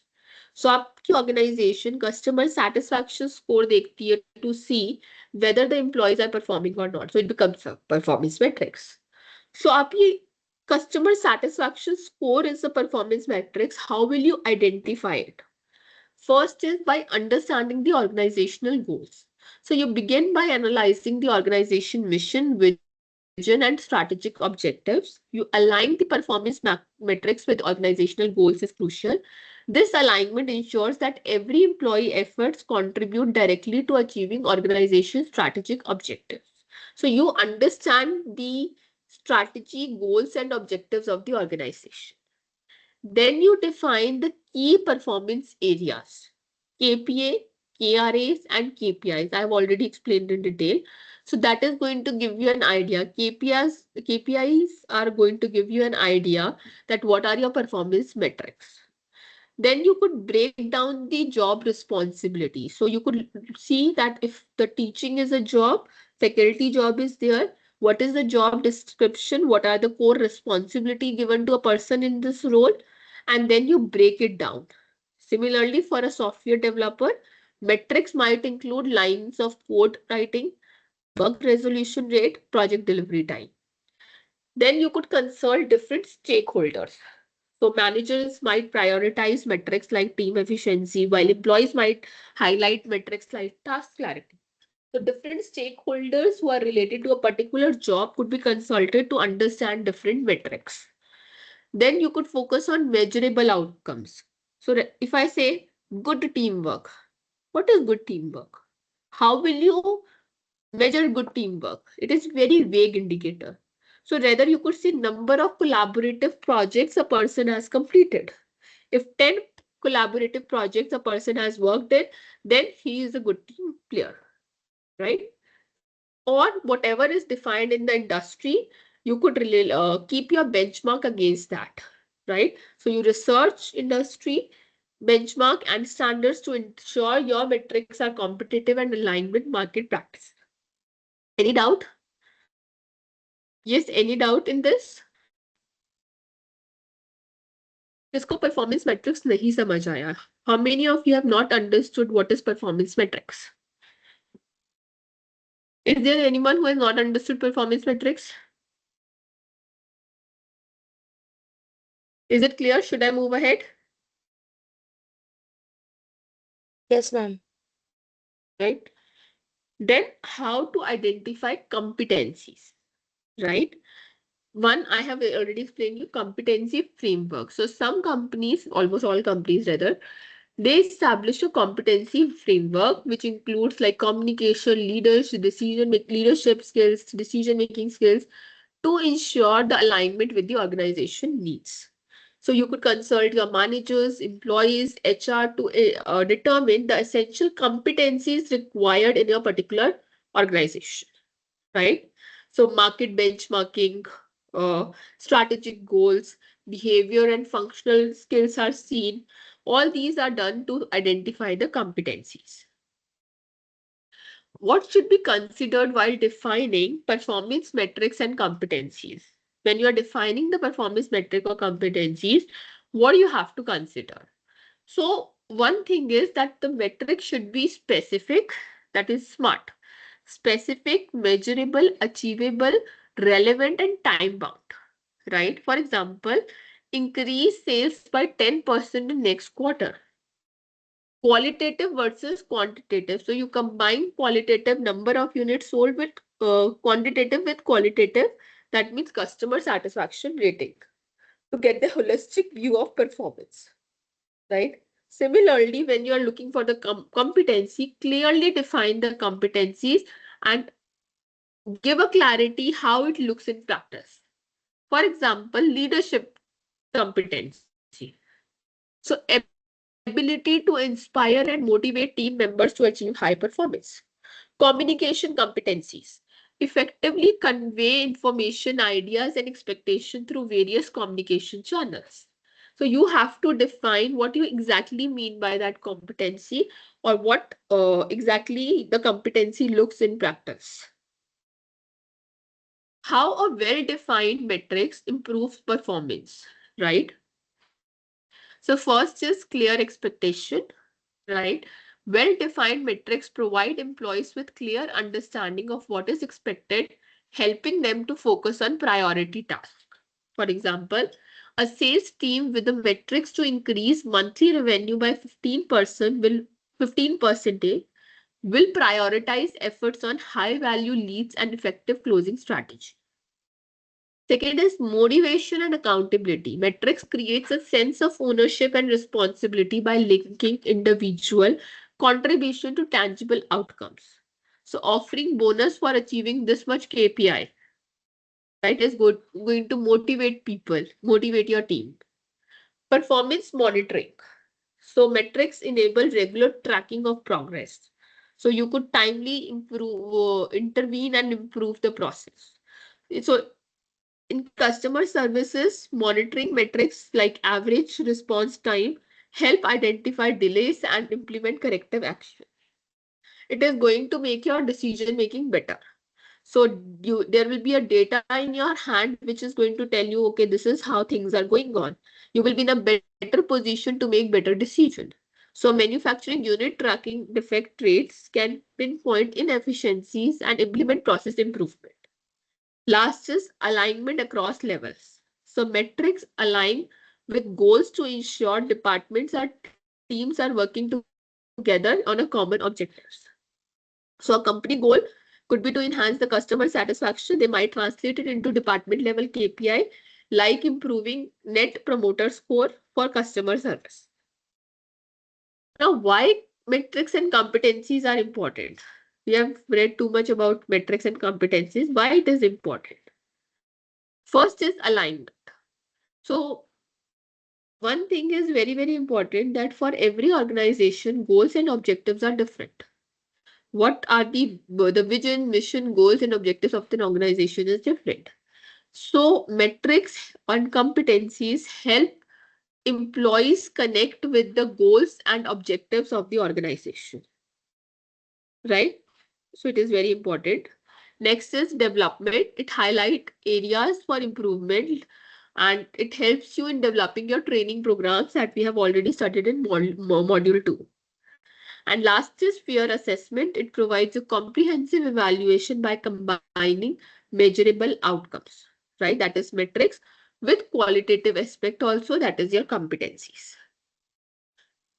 Now comes how you measure your competencies, right? Give me 1 minute.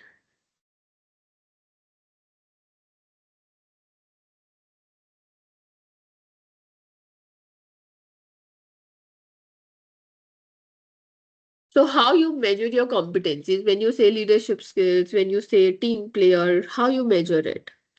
So there are different ways to measure it. Briefly, I'm covering it here. Later, I will be talking about various ways of checking or measuring the competencies in the later slides. One is behaviorally anchored rating scale. So this is a scale which combines qualitative and quantitative evaluation by linking behaviors to performance level. Example, rating an employee's communication skill based on specific observable behavior. I'm not getting into detail of it. I will be taking this topic in the uh, next slides, in the further slides. Then 360-degree feedback, self-assessment tools, and different competency assessment frameworks are the different ways of measuring the competencies. Before we go further, let us first discuss feedback and counseling. What is the purpose of giving feedback? It helps you to build the confidence, it develops the competency, it enhances the involvement, and it improves the future performance. To be effective, you should give a feedback that is given timely, frequently, very specific, verifiable. It should have proofs whenever whatever you are saying. Like if you are telling someone you're not a good team player. But on what basis you are saying this? So whatever you are giving information, giving as a feedback, that should be verifiable. You should give a feedback privately. It should not be given to everyone. It should be given to a person in private. You should provide the context and consequences of whatever you are saying. You describe first what you want to say and then evaluate it. That inside information should be evaluated second. You cover the continuum of performance. You try to cover everything related to performance, good and bad. You demonstrate confidence in an employee and allow both advice and idea generation to take how in future a person could plan to perform, right? So in feedback, there is objectivity versus subjectivity, right? So when you are giving a feedback, it could be a very objective feedback. It could be a very, very detailed, explainable, subjective feedback. Now there is a sandwich style which is followed, and it is a good way of giving a feedback, which says that you start with the positive beginning. You greet a person, you start with the positivity. You add the facts which may not be very positive, maybe a little negative about the person, and then you give a positive closure. So you make a sandwich of it. So if you want to tell someone that the person is not a good team player, you greet the person, you understand how he or she is feeling, or you just talk about the other components of the performance. Then you mention this fact that the teamwork was not done well by the person, and then you give it a positive closure. So similarly, there is a solar behavior for effective listening for feedback. So you could just watch a short video on YouTube channel also related to this. This will give you more clarity. So whenever you are giving a feedback, you should sit square. So it's a kind of a sitting position. It is sitting at a comfortable angle and distance. Then you keep yourself open mind.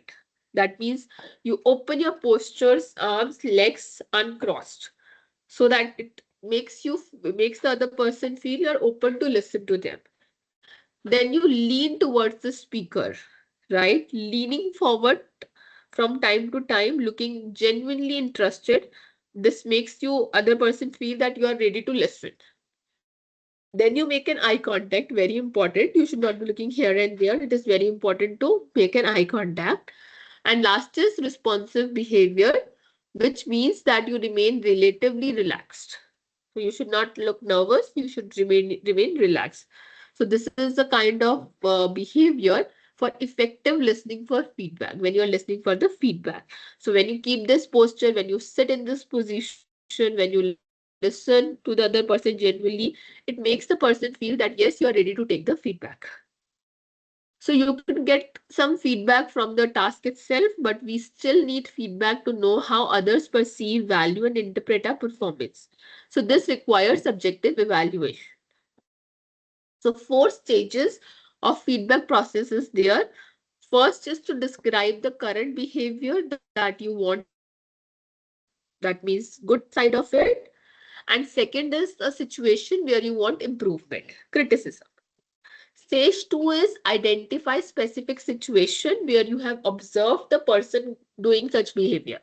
So when you will tell me a situation that at that point of time when you are behaving in a particular manner, this is how others were perceiving. A listener is going to buy what you are saying. Then you describe the impact and consequences of the current behavior. What impact and consequences are there for the particular behavior? And last, you identify alternative behavior for self or the employee or others to take so that they could perform better. There are 2 things which are you often confused. One is giving performance feedback. Second is performance counseling, right? So performance feedback is given to provide the feedback on performance. So you have done some work based on the performance, the feedback is given. Performance counseling is to explore job related and personal problems that might have affected your performance. Performance feedback is to promote the communication. And performance counseling is to help to realize the person about his or her potential.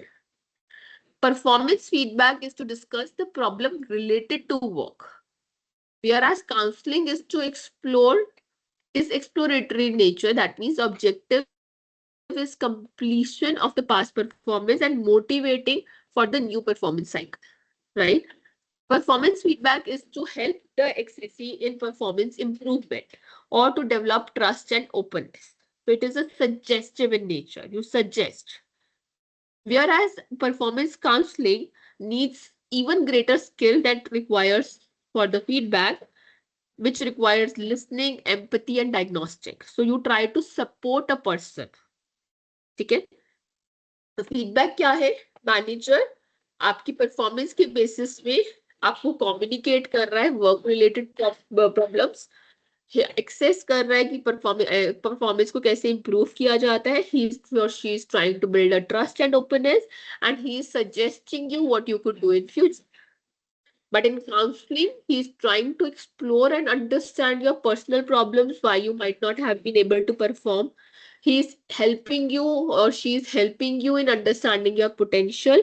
He's helping you to get over with the past performance, even if it was not good, and start with a new performance cycle in a more potential and an energetic manner.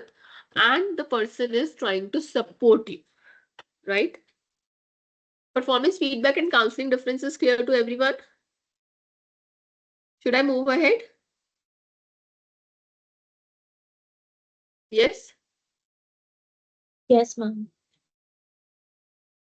Now, effective coach. So when you say performance counseling, and then it's important to understand the role of coach. They set clear goals, they set clear objectives and priorities. They observe behavior and performance. They provide immediate feedback through planner or an appropriate format. And they recognize winning performance. What do we mean by winning performance, right? What are the responsibility of a coach feedback? Excellent communication skill, empathetic and inquiring mind, objective understanding of the situation, proper planning. So you collect your thoughts, complete your thoughts, revise your thoughts, and discuss your thoughts. So it's important for a coachee to completely plan, right? So evaluating and diagnosing of performance. So manager often rely on impressions rather than structured assessment and employee performance. So you prepare thoroughly and allocate time for evaluation. So when you are evaluating a performance, you should have time and you should thoroughly plan and allocate that time. Identify strength, weaknesses, and area of improvement. Analyze cause and effect relationship and performance outcome. Diagnose root cause of issue, that is either its motivation or ability gaps. Determine if weaknesses are correctable or require job restructuring. So is it that the person requires a job restructuring or it is something that could be corrected? Focus on leveraging employee strength for growth. For example, if a subordinate struggles with communication, assess whether training or role adjustment can resolve the issue. Providing feedback. Effective feedback helps employees learn and improve. So the principle is that timely feedback should be given, right? Specific and descriptive, that means use example to clarify strength and weaknesses. Avoid subjective terms like lacking leadership. You are lacking leadership. What do you mean by lacking leadership? Instead, describe that inefficient delegation is seen in your work. So a person will be able to relate, okay, yes, I'm not delegating the work. Involve employees in problem solving and planning improvements, right? So instead of saying you are unmotivated, provide actionable feedback like I noticed you left during a critical task without ensuring the completion. So let's explore how you could manage it better. So these are different ways in which you could give feedback. Conducting performance appraisal interview guidelines are set aside uninterrupted time and prepare well. Begin with open-ended question to encourage self-assessment. Avoid rapidly following appraisal forms to foster nature dialogue. Balance advocacy, that means your perspective or and inquiry, and inquire syncing their views, and with actionable next steps agreed upon. For example, you could start by asking, how do you feel about your project contribution this quarter? So, this is going to encourage them to reflect on how they feel about their performance. Coaching for development. So, be specific about developmental needs and goals. Use critical incidents as learning opportunity. Identify resources, that means training or mentors for the improvement. Adapt coaching style to individual learning preference. Acknowledge the autonomy and experience of senior employees. For example, assign a junior manager a high stake project with oversight to develop decision making skills while providing the feedback. So, performance feedback is essential for guiding, motivating, and improving employees' performance. It ensures alignment with organizational goal. Failing to provide effective feedback can lead to disengagement, missed opportunity for growth, unclear expectation, potentially higher turnover, negatively impacting the performance management system. Right? So before I move further, uh, let's keep 10 minutes break, and let me also cover one thing. In previous slides, what all I have covered. Okay? Am I audible? Yes, ma'am. Yes, ma'am. जितनी भी मैंने feedback की slides ली हैं, what all I have covered, it is a combination of how it needs to be done, how it can be done. ठीक है? When it is seen in the questions, right? When you will see a 12.5 question, marks question, it will be either on feedback or it will be on the coaching. So you should be knowing what it is, how it is given, what a manager should keep in mind while giving a feedback or while coaching an employee. So in my different slides are covering different points, and one slide is covering the difference between the two. So I hope this is going to help you in reading my slides. Is this part clear? You want a Yes, ma'am. clarity on this or it is clear? Ma'am, it's Clear, clear. ma'am. Clear है ना? तो इसलिए मैंने कुछ slides में कहीं पे मैं सडनली कोचीज की बात कर रही हूँ, कहीं पे suddenly I am talking about coaching feedback, and कहीं पे suddenly I am talking about performance feedback. So the whole idea is that in different slides I'm covering different points, but you will be getting one single question for 12.5 marks on either of the topic or the difference between the two. So you need to club it, refer to your SLM, and then write your answer based on the question that is asked in the question paper. Right? So I'm giving a 10-15 minutes break and then we will start with the next topic. Meanwhile, also you could gather the doubts if you are facing in any of the topic, and those doubts I could take up. Right? Okay, ma'am. Okay.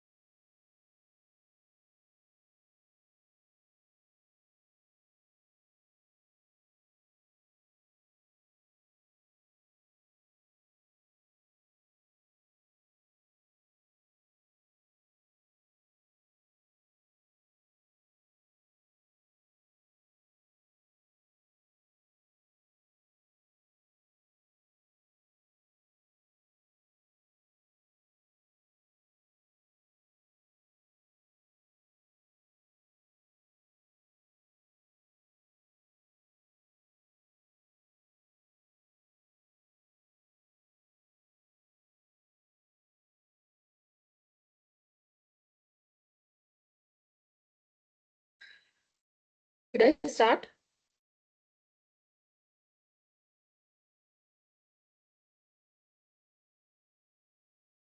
Are you all back? Should I start?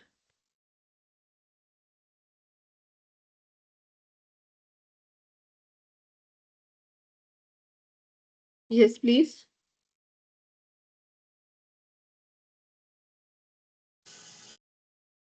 Yes, ma'am. Okay. Um, see, I'm giving you short breaks so that you could just have water and take a slight break. If you want a long lunch break, you could let me know. Is it like that?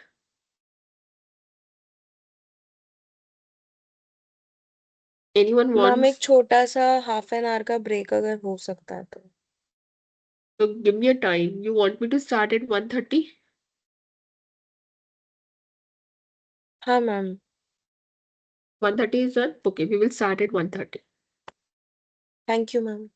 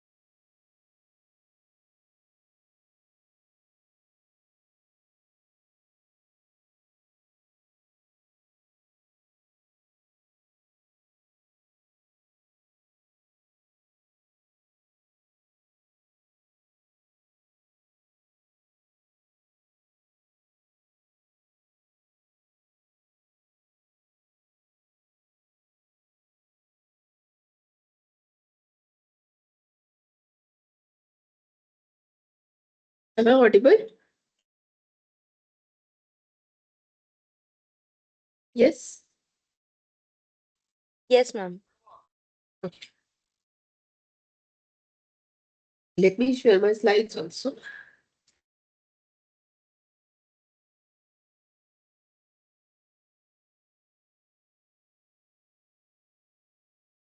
Mm,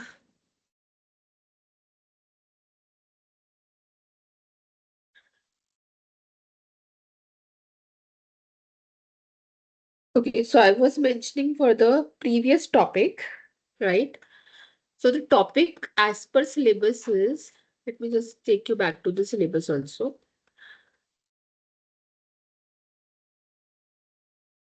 Let's see. So topic as per syllabus is performance feedback and counseling, right? Performance feedback and counseling. From the examination point of view, you should be knowing the meaning of performance feedback. You should be knowing the meaning of performance counseling. You should be knowing the difference between the two. You should be knowing the different factors that a manager should keep in mind when he is giving the feedback or he is doing the counseling. So who is a good counselor, who is a bad counselor, who is a good feedback person who is able to give the good feedback, those who are not able to give. Or what are the consequences if the feedback is not given efficiently, right?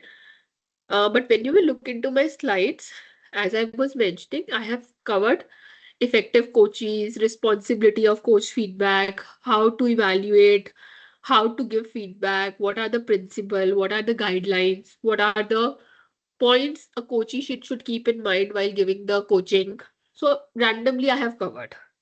But you won't be getting the question of one slide. You will be getting a 12.5 marks question, right?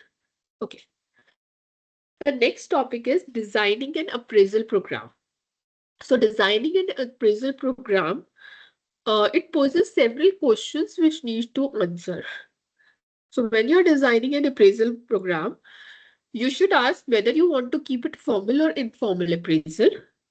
Whose performance you will be assessing? Is it an individual or a team? So हम team performance को major कर रहे हैं या individual person की performance को कर रहे हैं. So if you give this information in your organization, it's an individual performance. So teamwork जो होगा वो आपका impact होगा. And if it is a team performance, then again individual performance जो होगी वो impact होगी. So you need to decide. And who will be the rater? Who is going to give the rating? Is it a supervisor, HR department, subordinate, peers, some kind of a committee, customers or client, self-appraisal, or combination of several? What problems are encountered? So the most common problem is leniency or severity. So some people are very strict. उनको rating देने को कहो, they won't go beyond 1 or 2, right? If a person is wonderful, they will go to 3. And some people are very lenient. To every person, they will give 5 or 4. Then there is a problem of central tendency. Central tendency means in a department, if I ask you to give 20 people rating, you will give 5. Neither 10 nor 1. 1 to 10 के scale में आपने सबको 5 दे दिया. 5, 6, 5, 6, 5, 6. So this is not giving the true picture. Then halo effect. So you just looked into one good point in that person and you have given a good feedback.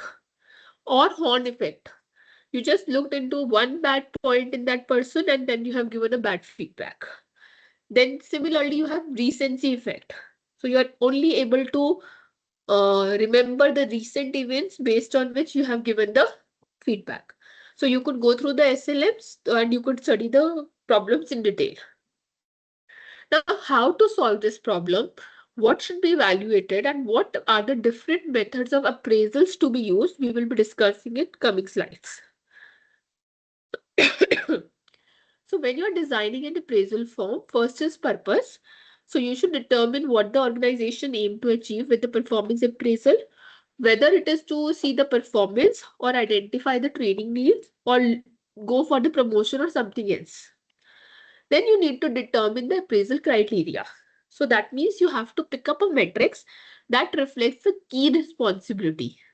So communication, leadership, adaptability, what are the key competencies you are basically evaluating. Then the structure of form is very important. It includes various sections and rating scales. So it could be 1.5, 1 is poor and 5 is excellent. Then draft of the content. Each item on the form should be clear, concise, so that the appraiser and the employee understand what is being evaluated. Then you just go give it a test run.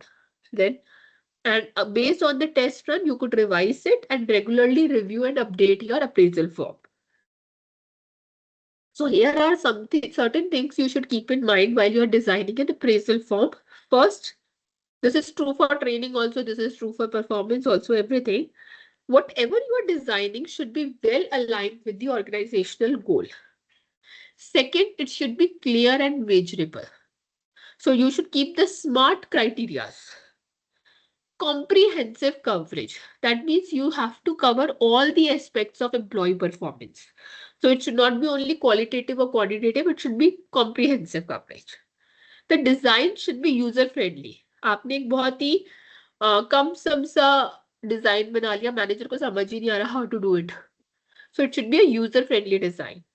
And legal compliance is very, very important. So you should need to check your appraisal process or the form, comply with the relevant employment laws and regulation to avoid biases and discrimination.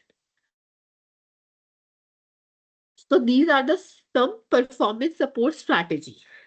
One is performance counseling, which we have done it in the previous slides also, to identify the root cause of underperformance and develop the improvement strategies through supportive and judgmental sessions.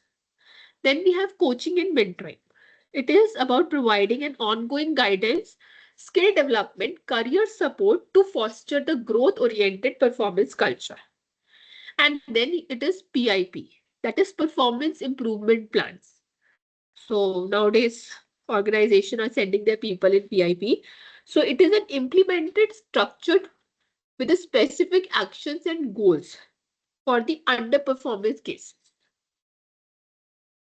Before we get into scales, actual appraisal forms, let us understand the formats for scaling and measurement. So formats for scaling and measurement are very vital in performance management system as they provide a structure or approach to assess and measure the employee performance. There are various scaling and measurement. For example, we have rating scale, we have forced ranking, we have checklist, we have comparative evaluation, Likert scale, MCQs, open-ended. Rating scale is very common. Basically, Likert scale. So it's a very most common format where the rating is given in 5-point scale, 8-point scale, 10-point scale. It could differ. Then we have forced ranking system. It is again a method of evaluating. So basically, you just create a format where you categorize the employees into predetermined performance groups, right? So it clearly distinguishes top performance from the average and low performers. It helps to identify high potential employees for development opportunity. It requires careful management to avoid negative competitive dynamics. Then you have checklist and comparative evaluation method. So checklist method may basically what is going to happen, it is uses to predetermine criteria marked as present or absent. So if I ask that your employee is a team player, yes or no, it's a checklist. And comparative is a format where two employees or you compare an employee with the peers to see whether there is a difference or not. Likert scale, you must have seen this format. It could be 5-point, 7-point, it could be 9-point, from agree to strongly agree. MCQs. So MCQs you all understand. It is again in a format of grading scale. Open-ended questions, and close-ended questions are two things. Close-ended questions are something like, do you like our product or not? You will say yes or no, right?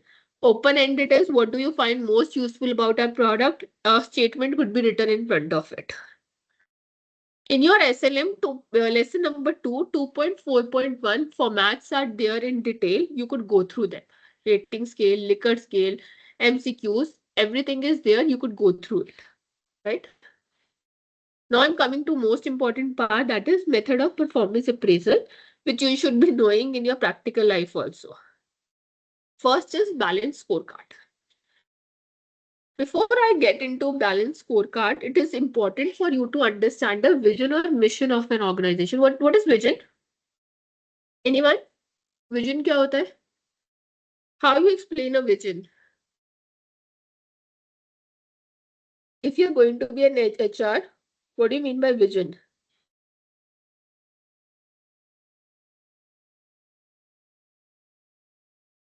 Anyone?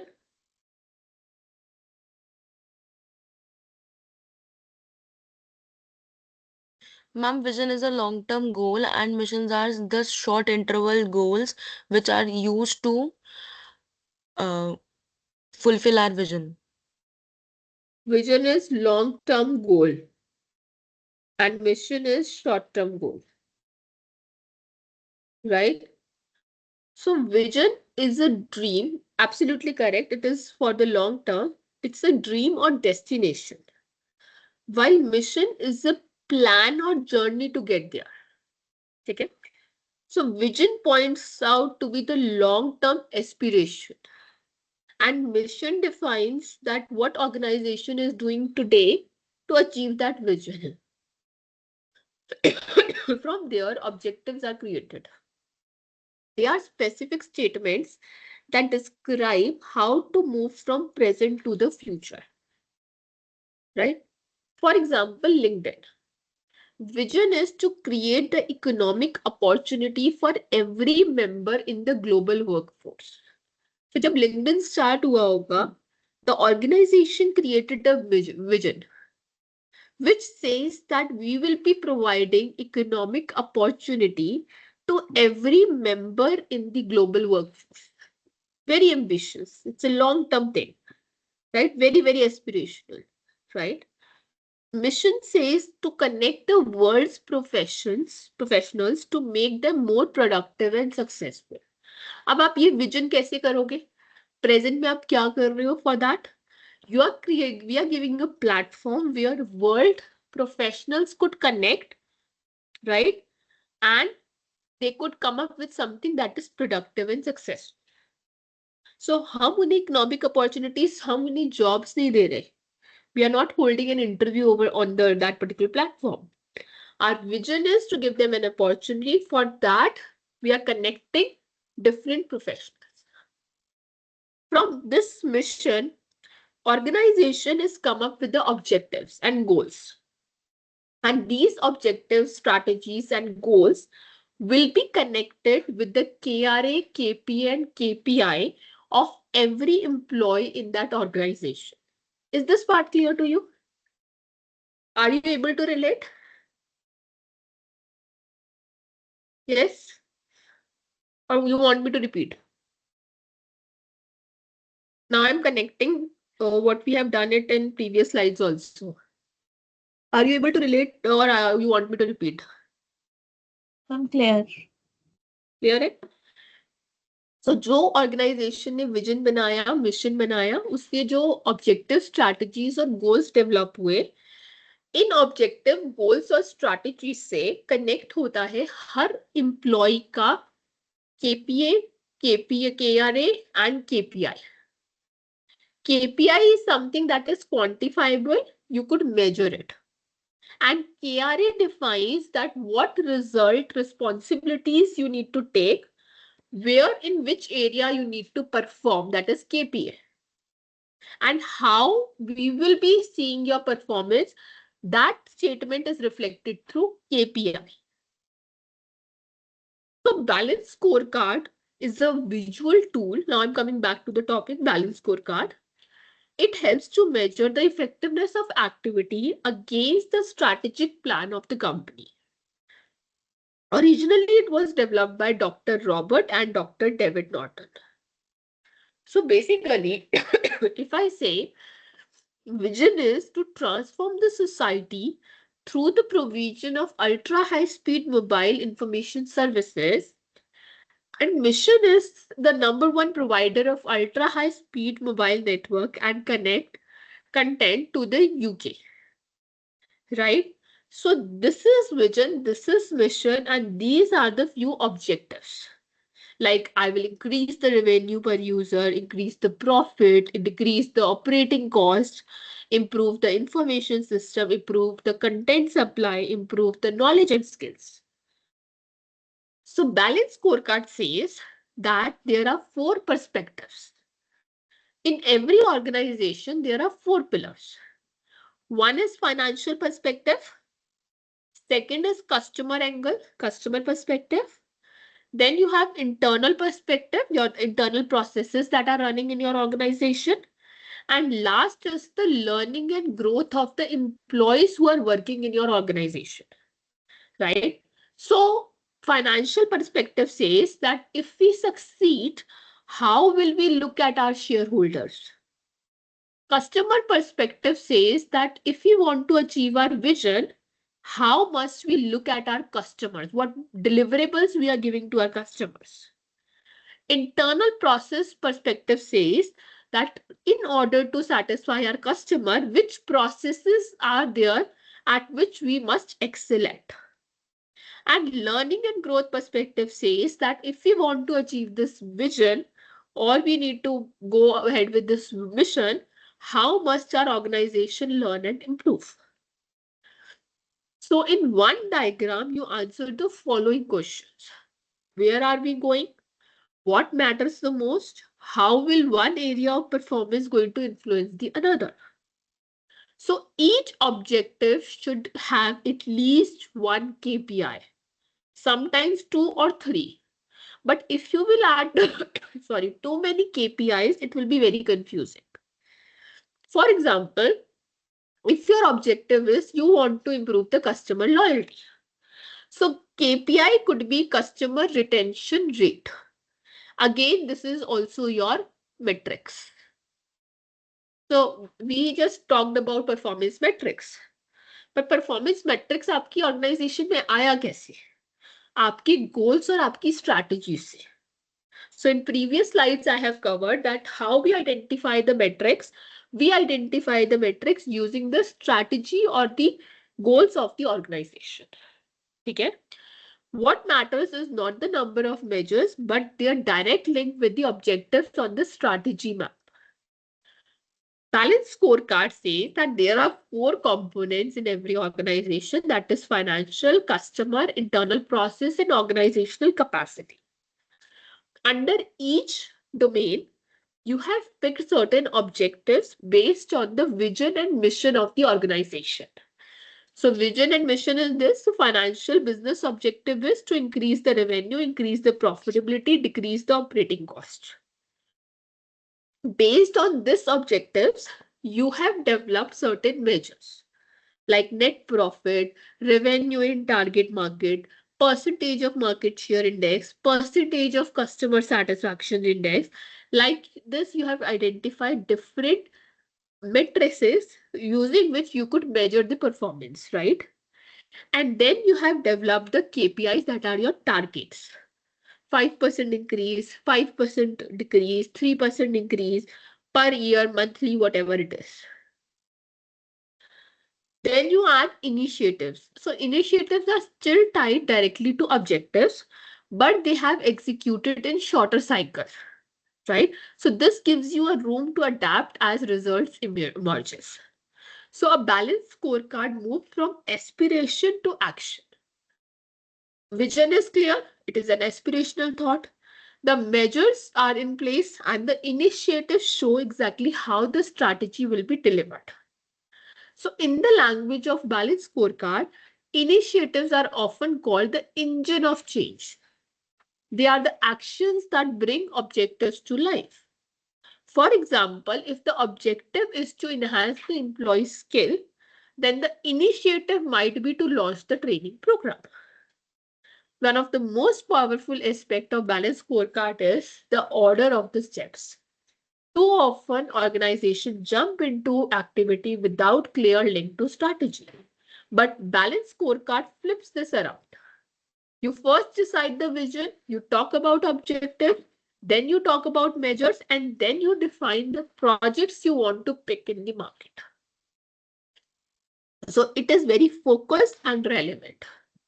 With measures and target defined, the scorecard begins to take shape and it becomes a tool for objectively tracking the success. So balanced scorecard ensures focus.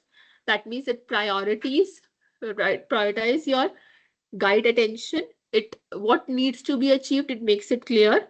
How success will be tracked, it helps you in measuring and targets. The projects that will be delivered for change, it helps you in deciding your initiative. And finally, the foundation on which everything rests are the core values. So what is balanced scorecard? You just build your 4 perspectives: financial, internal processes, learning growth, customer perspective. You talk about the objectives and measures, how you see your customer, how you look at the shareholders, how you excel in the processes, and how you continuously improve and create value. So financial perspective, in private companies, the financial perspective is the main objective without having to sacrifice the interest of other relevant stakeholders. So the strategic goals is the long-term shareholders. So these goals are driven by 2 factors. One is revenue growth and second is cost. So cost efficiency कैसे आएगी? जब आप अपने cost structure को improve करोगे, asset utilization को increase करोगे. And revenue growth will come when you will enhance your customer value or you are going to expand the revenue opportunity.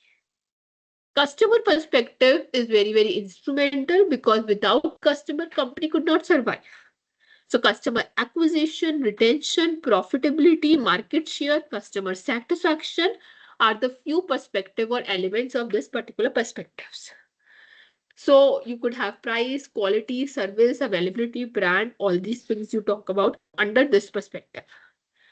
Internal process perspective is a perspective which reflect the processes in the key business that should be optimized in order to meet the needs of the customer.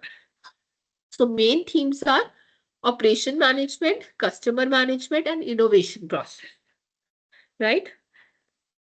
Last is learning and growth. So this perspective reflects that what company is doing to enhance their capability for the future projects, right?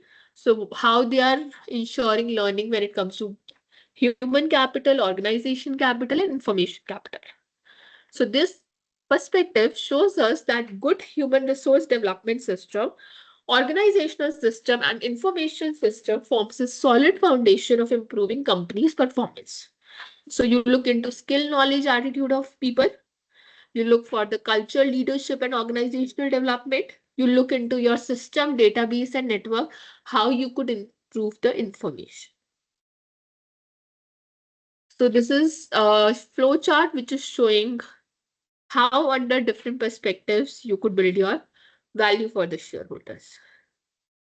Advantage of balanced scorecard: it increases the focus on business strategy and outcome. It meets the organization goals on the day-to-day basis, improves level of communication, provides strategic feedback, prioritize projects. Disadvantage is lack of well-defined strategy. So understanding of linkage between strategy and metrics, and sometimes foundation is incorrect, implementation could fail. It is not something that overnight you could come up with a solution. So you must be part of bigger strategy, not just a business strategy business unit to understand it. So you could not copy the metrics from some other firm. You could not use something that is used in industry. So you need to identify your own measures that apply for your own business. And managers whose goal is to achieve the desired result in order to obtain the bonus and other self-reward. So self-serving managers is again a disadvantage. In a concise form and easy manner, I could see this slide where advantage include that communication is easy, better alignment, you connect individual work with organizational goals through KPIs, you keep the strategy at front and center. Limitation is that it needs to be tailored to your organization. You could not copy it from somewhere else.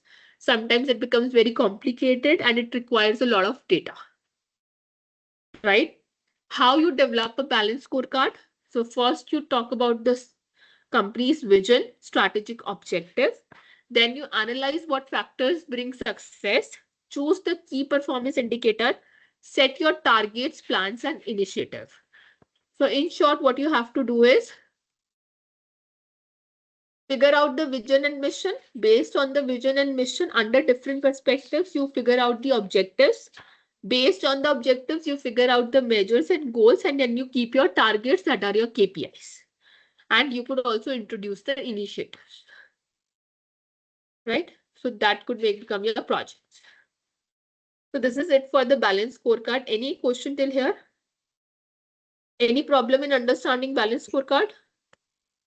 Ma'am, in exam, do we expect the question to create some balance scorecard on if we are given some hypothetical situation? So we need to select the objectives and the KPIs, vision, mission according to us. See, anyhow, if I try to frame a question, I could say you just prepare a balanced scorecard, talk about advantages and limitation, talk about what is initiatives in balanced scorecard. Okay? Purely practical application based question could not be there. Partially it could be there. So even if I give you a situation, you have to create a balanced scorecard. You could make a vision on the whatever understanding you're having. You could have a broad aspirational statement. Based on it, you could come up with a mission of your own that what company is doing currently. Then you could pick up the objectives. In my slides, you could see so many objectives. So in almost every organization, some or the other objectives will fit. So you could pick those objectives and then you could come up with some measures and some of the KPIs. So basically, the judging criteria or evaluation criteria of such question is that you are covering all the aspects. It won't be whether you have kept increase 5% or decrease 5%. Nobody will be judging you on that ground. Are you able to relate with me? Okay, ma'am. So you should be able to explain that what is financial, customer, internal processes, learning wala perspective. You should be able to explain that how it is linked with vision and mission. What are measures, initiatives, and KPIs in case of balanced scorecard, and what is balanced scorecard? Who gave this concept? Right? Okay, ma'am. Right. So if someone's vision is more appropriate, someone's vision is little weak, that is okay. But it should not be out of track. Okay. Should I move ahead? Next topic. So quickly, I will be covering some of the performance appraisal methods. Balanced scorecard is one method. Then there are other methods. So could you see this diagram? It says that inner circle talks about past oriented methods. That means you have done the performance. Now your performance is being evaluated.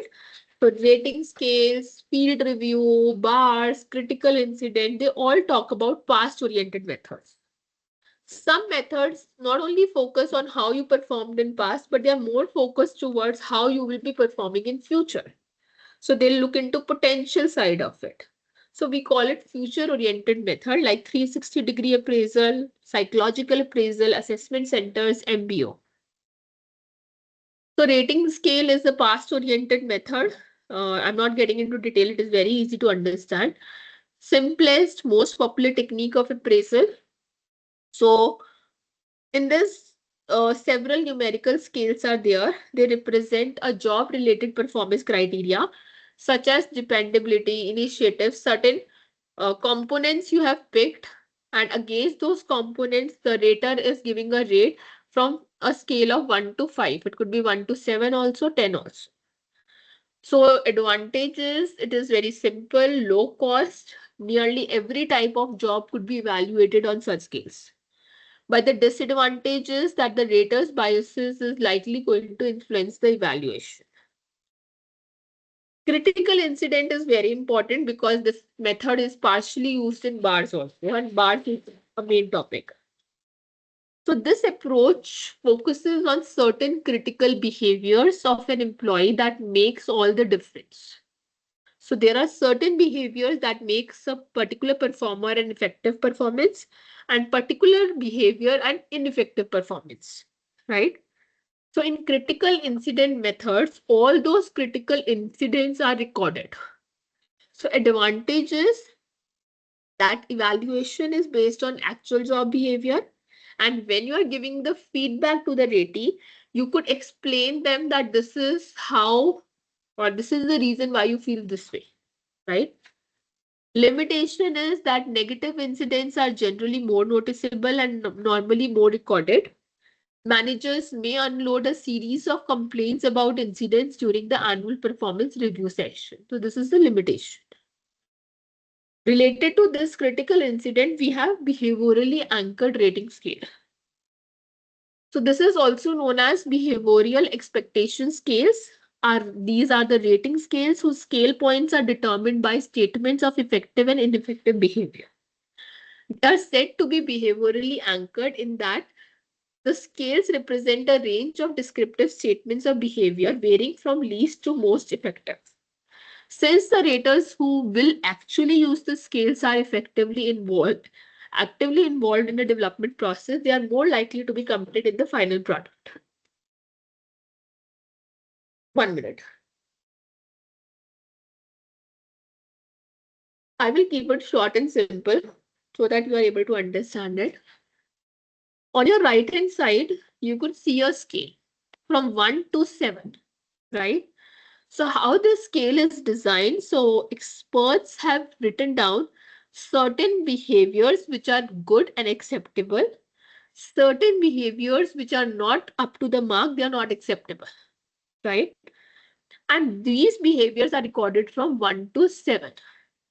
So if someone gives you a rating of 7, that means performance is above, exceeds the acceptable level. And if the rating is 1 or 2, it shows that the person fails to meet the acceptable level of performance. So basically, this method combines qualitative and quantitative data. How you design the bars. So first of all, you get the raw defined behaviors or roles. So what does this mean? There are raw critical incident. Critical incident method is clear. So through critical incident methods or observation, raw behaviors are recorded. Are you able to relate with this? Critical incident method is clear to everyone? Yes. Critical incident method is clear to everyone? Yes or no?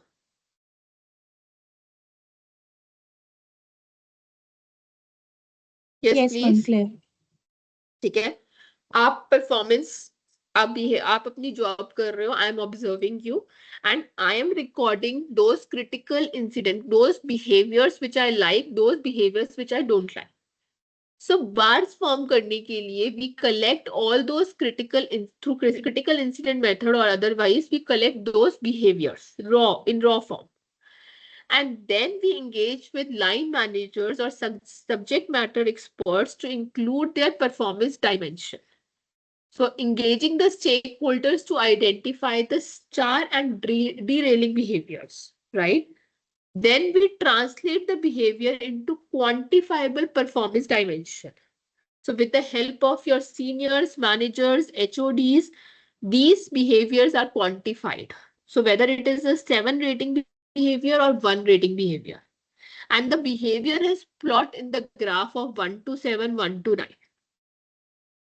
For example, production executive is a job position and job dimension is verbal communication. So a production executive is expected to go with a good communication skills, right? So here you could see 1.7 ka scale hai. One may, if a person is not answering the call or he is refusing to communicate the information or instruction, or he can communicate inaccurate information deliberately.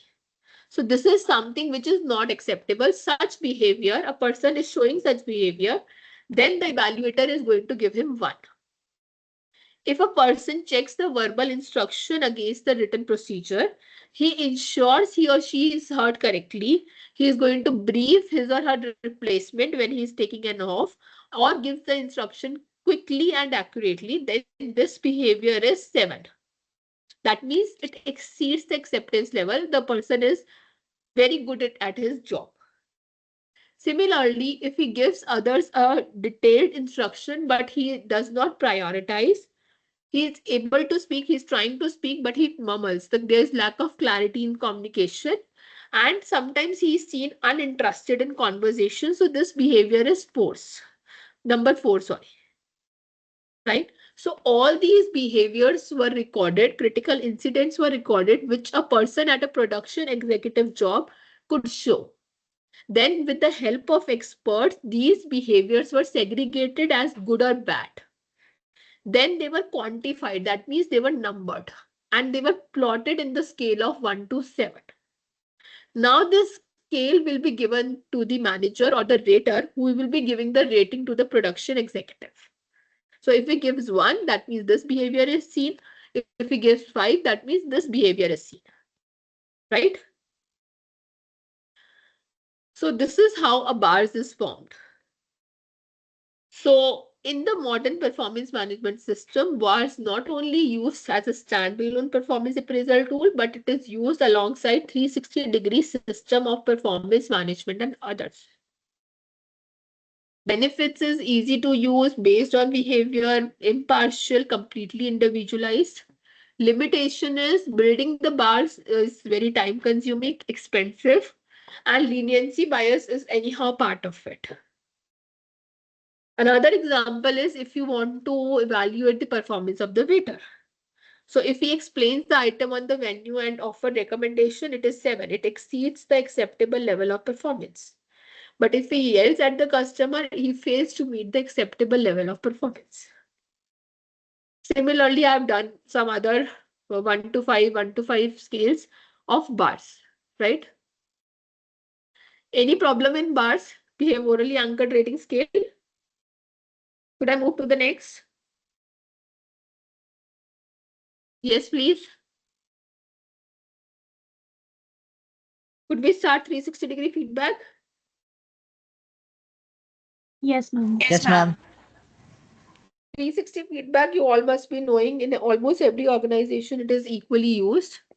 So it basically means you take the anonymous feedbacks from all the stakeholders who are working around a particular employee. So that includes employees manager, that includes employee peers, that includes external customers with whom the employee is dealing, the direct reports or internal customers. So 360 feedback means the feedback that is received from different stakeholders that work around the people. What 360-degree feedback measures? If you all are giving me my feedback, so that means students are giving my feedback, teachers are giving my feedback, superiors are giving feedback to me, sorry. Change the statement, giving feedback to me. Then what they are seeing? They are seeing the behaviors. They are talking about my attitude, right? It provides feedback on how others perceive an employee. It talks about skills, that is listening, planning, and goal setting. It talks about subjective areas like teamwork, character, or leadership effectiveness. But it does not talk about whether employee is meeting the basic job requirement or not.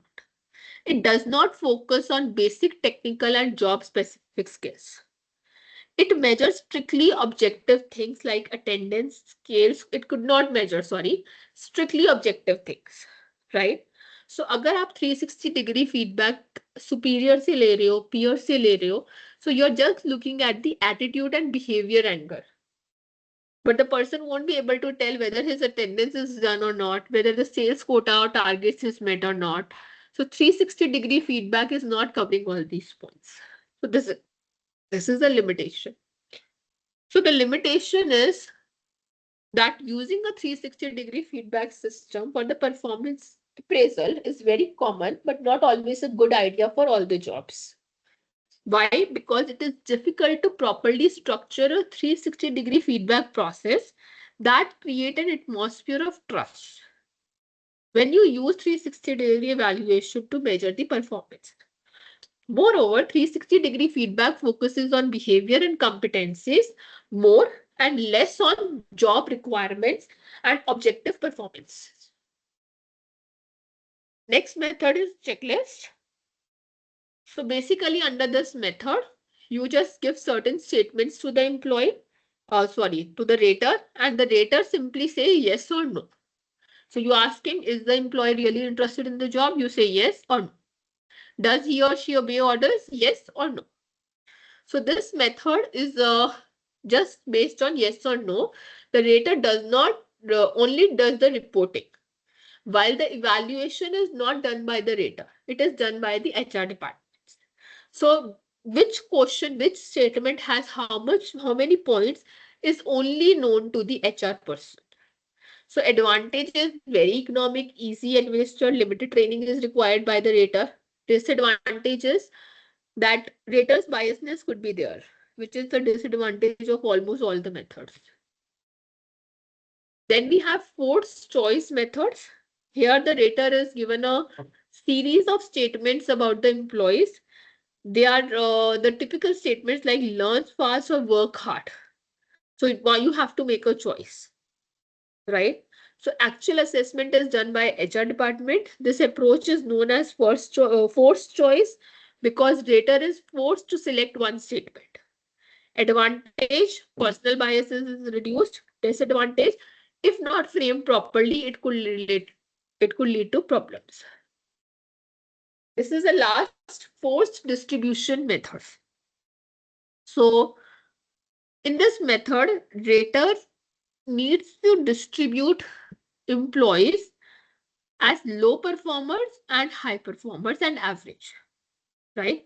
So this method operates under the assumption that the employee performance level conforms to normal statistical distribution.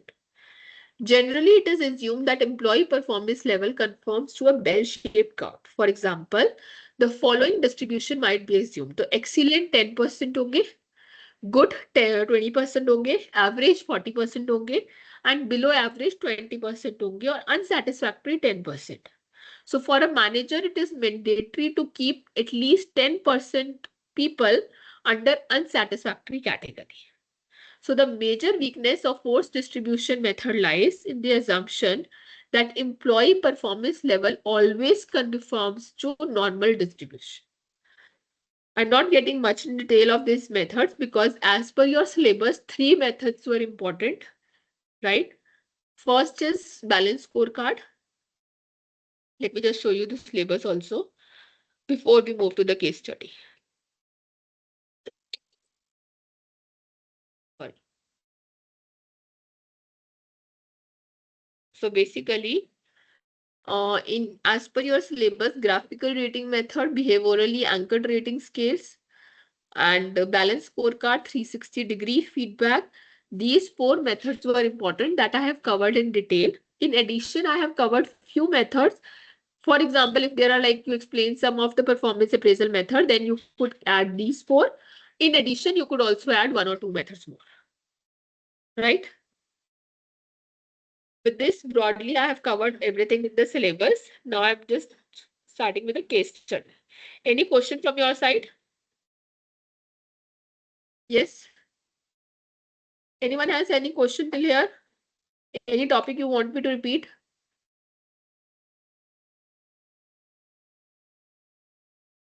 Yes, please.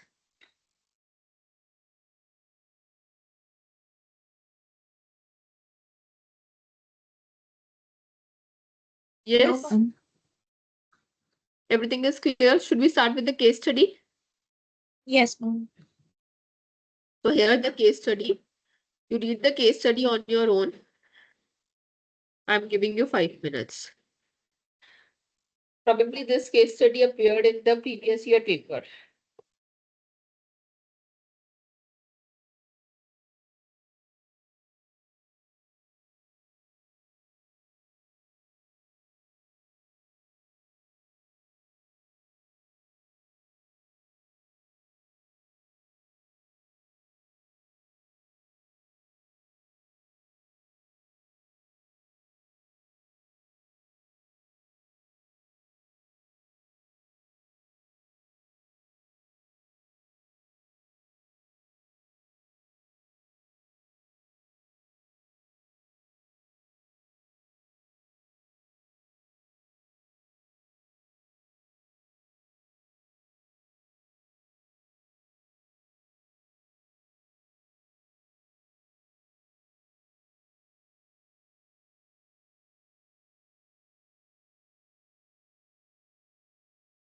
Should I read the case study?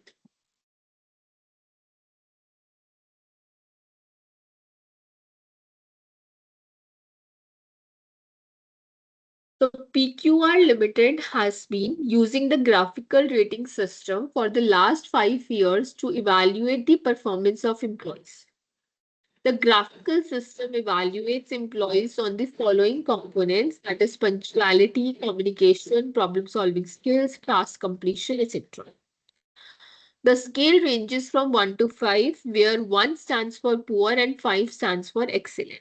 Initially, it was seen as an efficient method, but eventually, employees started raising concerns about this method. Mr. Ravi, head of the production department, feels that the firm only focuses on general attributes but misses the important components like output quality, adherence to the safety protocol and standards, efficient use of equipment, and minimizing downtime, and initiatives to enhance manufacturing processes. Similarly, Mr. Amit from marketing department feels that few employees in his department are good at market research. They possess a strength and consistency in representing the company's brand and are able to maintain relationship with clients and stakeholders. They are good at teamwork and punctuality. Others employees feel that the rating is overly subjective as managers often fail to provide specific explanation for the scores. Additionally, some managers, due to time limitation, tend to give generic scores, which has led to inconsistency across departments. To address this concern, the HR department plans to revise the system by introducing either 360-degree feedback or behaviorally anchors for each rating level and allowing space for qualitative feedback to capture unique achievement. Question is, explain the issues in the existing graphical rating method used by PQR Limited. Prepare the revised graphical rating system form for PQR Limited that addresses the concerns of the marketing and production heads. Next is compare the revised graphical rating scale prepared in part A with 360-degree feedback. Do you think revised graphical rating scale will resolve the problem faced by the company? Explain with help of suitable example. Question is clear to everyone? Yes?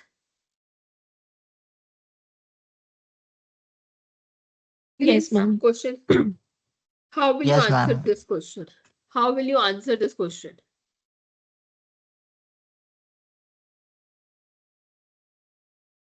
And can you please बताओ. show the case study once again? This is the case study.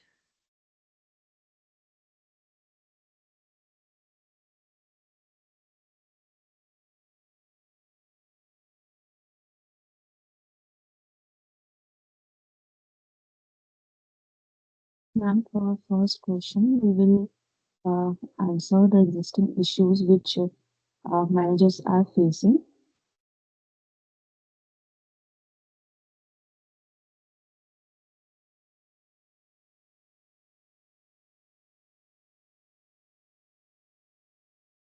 Yes. How will you answer such questions?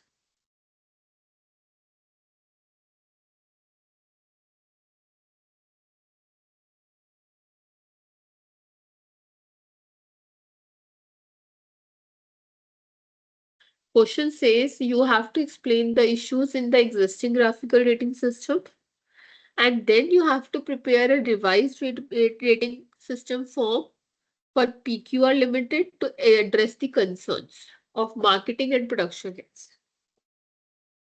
कैसे answer करोगे? You just give me the method of answering. I will be taking this case study and then I will be telling you certain case topics where the case studies will come. Yes, please.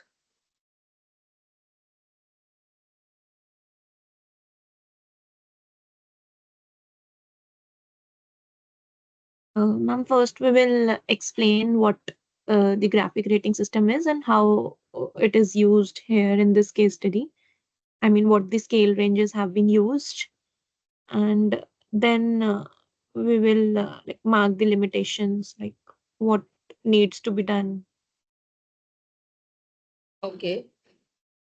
And then the And then, second part, we would be giving the revised rating system with the additions that we make from our end. okay, good. What else? She's saying, first we will explain what is graphical rating scale, right? Then we will mention the problems that are mentioned in the case study regarding the existing scales, right?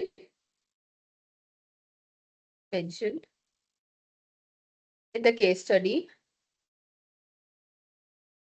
Then you will be making your own scale, right? Own revised scale. Maybe you were saying certain things different. I'm just noting down what actually you should cover,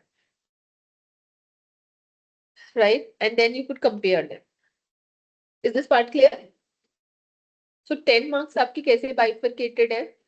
You explain the issues for existing graphical rating scales. इसमें क्या क्या आ जाएगा? What all points will be there?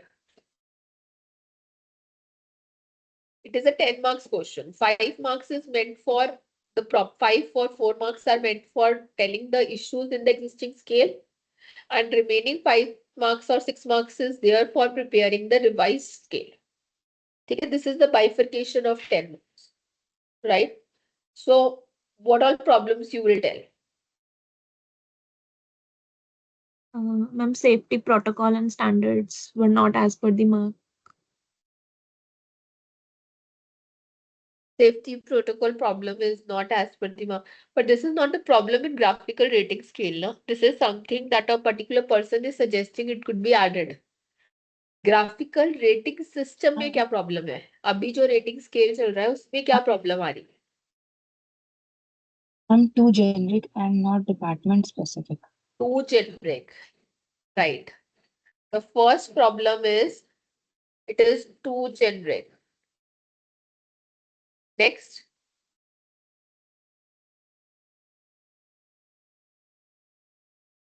next problem. देखो अगर आप जितनी ज्यादा problems pick कर लोगे, मान लो आपको 3 प्रॉब्लम्स है, हाँ? No space for qualitative feedback. No space for qualitative. Yes, you could write this. Qualitative aspect is not covered. What else? As managers, are Biased. not giving proper ranking due to lack of time and other parameters. So subjective and inconsistent rating. It will be similar to first point only. Qualitative and subjectivity missing. How is it different?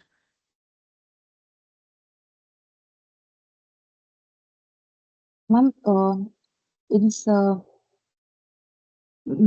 first manager Ravi, Mr. Ravi, he said behavioral aspects are not covering. So for that qualitative feedback, they demanded for qualitative feedback.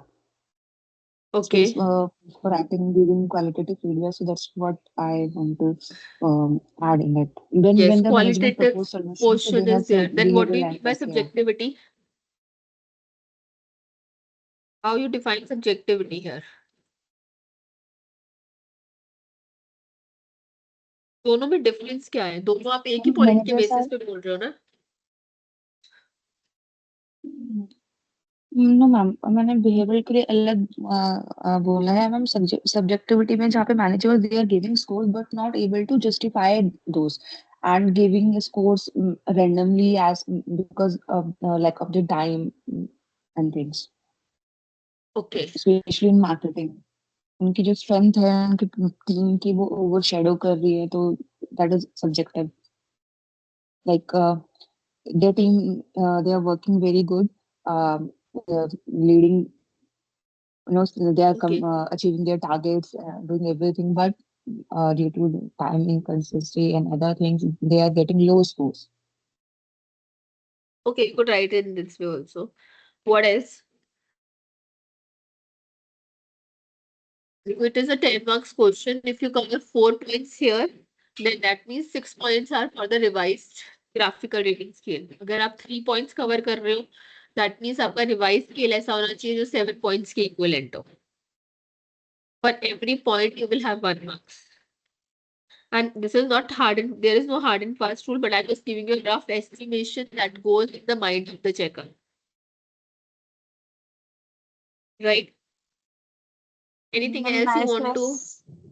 Huh? Biasness could be there. Biasness. Yes. See, first question is saying you talk about the limitation.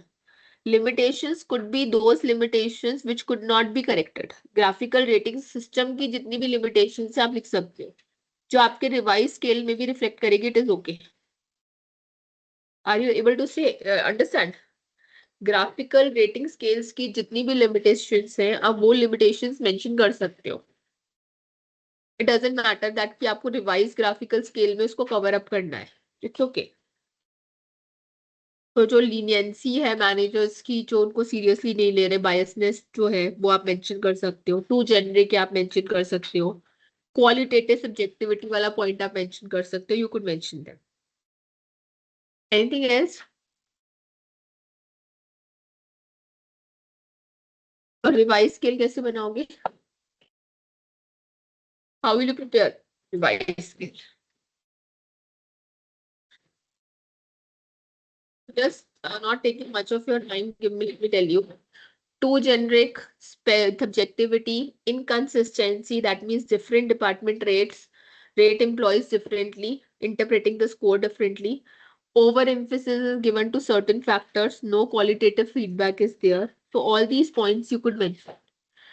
Then you could segregate the revised scale on the basis of some common attributes that are common to all departments like communication, teamwork, collaboration, problem solving.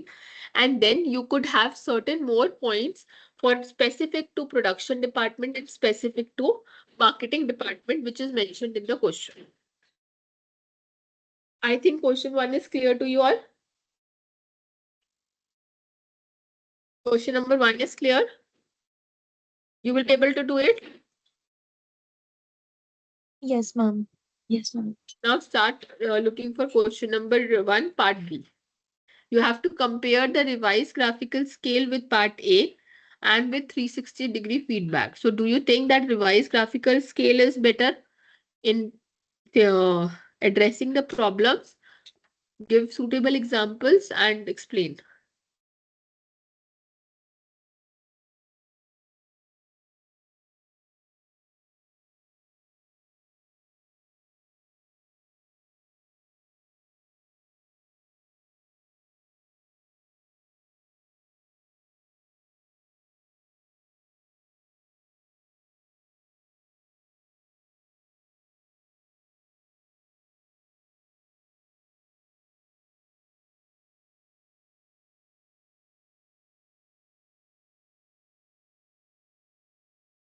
Any answer for the second question?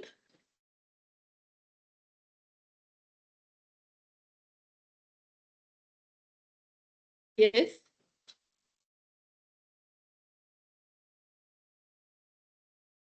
Ma'am, in the comparison, we can tell the points that in 360 degree feedback, the feedback is collected from everyone, from superior, subordinate, peers, all the stakeholders. Yes. But in graphic rating scale, only the managers and top level is giving the feedback. Okay. What else? And in the next part, that do we think graphical rating scale will resolve problems by the company? So it depends. The answer could be yes and could be no as well. So I'm confused. Okay, so to answer it, first you have to compare the revised. अब revised word confuse करने के लिए दिया हुआ है. Simply you compare the graphical rating scale with 360-degree feedback.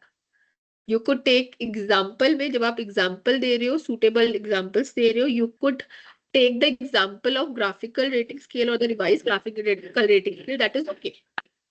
But question is saying you compare the two. And the comparison includes main point is graphical is going to cover up the quantitative portions. And 360-degree feedback is going to cover the qualitative portion. तो जितना भी qualitative subjectivity वाले behavioral aspects हैं वो 360-degree feedback cover करेगा. 360-degree feedback में you could not check the punctuality, you could not check the quantitative portions. And in graphical rating scale, you could not see how people are perceiving the person. So one difference is the definition of both the methods. Second is the aspect that they are covering. Third is their suitability, whether in this particular department what is suitable. उस पे आप difference कर सकते हो. Like this, you could come up with 3 to 4 differences.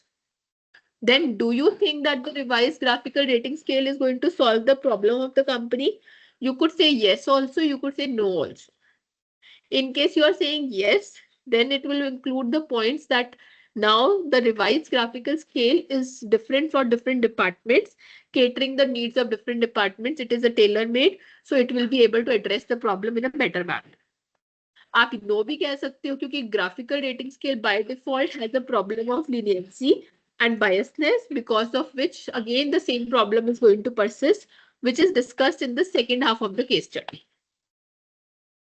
And explain with the help of suitable example. Whatever you are writing, you need to give the example. That's it.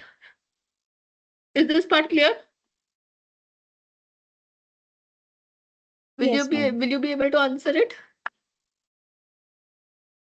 Yes, ma'am. Right? So this is one case study that I have discussed. Now let me talk about various areas from where you could get the case studies. See, there are 2 modules. This is your syllabus. There are 2 modules.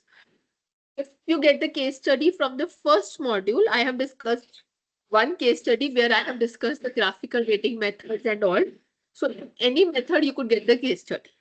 So for your understanding, what you should be knowing, you should be knowing each method in the definition form. Otherwise, आप 20 marks के question को solve नहीं कर पाओगे. आपको पता होना चाहिए what is graphical rating method, what is behaviorally anchored scale, what is balanced scorecard, what is 360-degree feedback. What do you mean by KRA, KPA, KPIs? What do you mean by formats of our scaling? What is feedback and counseling? Basic definition should be very much clear in your mind. How performance management is different from performance management system. So broadly, these 4-5 topics you should be knowing. Then you will be able to do the case study if it comes from first module. If the case study is coming from the second module, then it is important you should be knowing training modules ke step. Those 12 steps should be clear in your mind. So you should be able to develop the training module. Very important. At least one training evaluation method should be clear in your mind. That is Kirkpatrick model that I have discussed in the class. Then you should be knowing what is training need analysis. What are the different methods of training? If you know these 3-4 points, you will be able to solve the case study if it is coming from this model. Is this part clear? Yes. Yes, ma'am. First module में जो hands on activities थी वो KRA, KPA, KPI develop करना था या फिर आपके bars या 3 बैलेंस स्कोर कार्ड को बिल्ड करना था. तो मेन इंपॉर्टेंट फोकस था where hands on is required. And the second module training module को बिल्ड करना और designing a training module is one point where hands on could be there. Right, a situation is given and you have to develop it. Like in the case study, we have discussed that you have to make a revised graphical rating scale. So it's a kind of an hands-on given to you. A situation is there, you have to make the revise. So similarly, if you come up with a training module of your own, you know how to develop it. All these points, objective, lesson plan, learning climate will be by default covered inside it. Is this part clear? Yes, ma'am. Yes. Yes, ma'am. So briefly, I have covered everything in both the modules and I have covered the syllabus. Now, the platform is open for your doubts. If you have doubts, if you have questions, queries, you could ask. Else, all the best for your exams. We will wind up the class here. So yes, any questions and doubts from your side? Ma'am exam कब से होंगे? Exams कब से होंगे? Is it related to this course? No, Indirectly, ma'am. yes. So probably either December end or January beginning. So it is December end, tentatively. December end. December end से it could start. You Okay, will ma'am. have the date sheet will be out soon. Ma'am, can we practice few more case studies? You want to practice more case studies. If you Yes, have ma'am. some case study, handy case study, we could discuss that. Do you have Ma'am, some I'm case not study having. that, huh? No, ma'am, I'm not having, but Anyone I is want. having in any book or anything? Because right now I am not having more case studies. It will take some time to explore. If you have explored some case study, I could discuss that case study, no problem. Or I could tell you broadly, this case study also I have picked up from the previous year paper only. So if any previous year paper case study you want to discuss and you are having it handy, you could ask. Could we take ma'am 5 minutes previous year paper break? है, send करूँ आपको? Huh? Previous year paper है करो. अभी. हाँ, send the paper. If you have my WhatsApp number, you could send there also or in the chat box also. Wait ma'am करता हूँ If, आप. हाँ.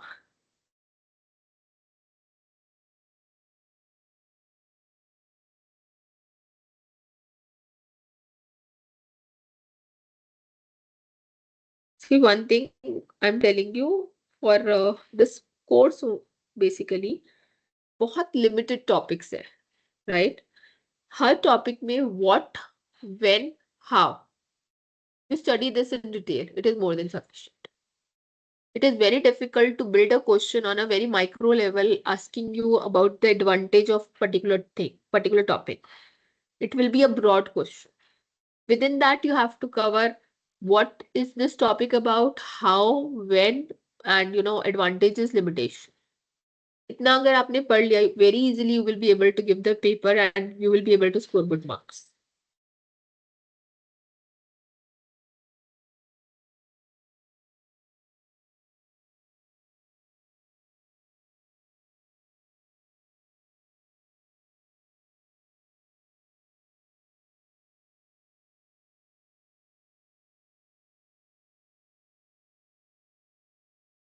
You're sending the paper, I believe. Yes ma'am 2 minute.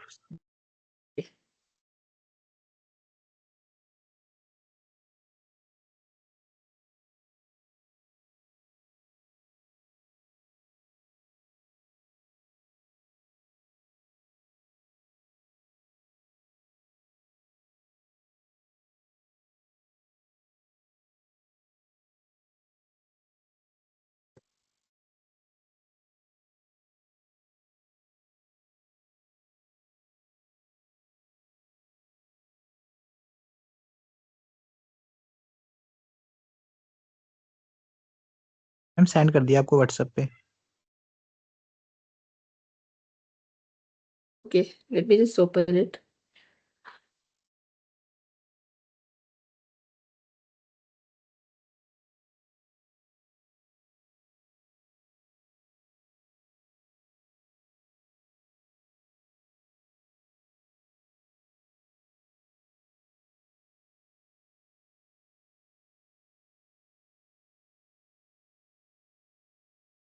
तो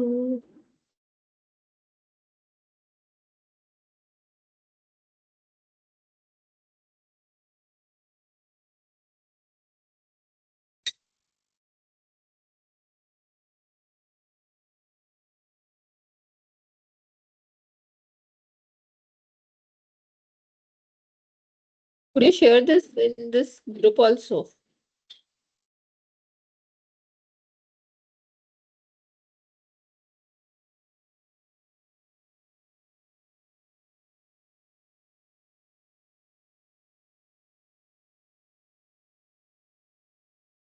wait ma'am share कर रखा है वैसे सबको ड्राइव में, बट अभी शेयर कर देता हूँ दोबारा.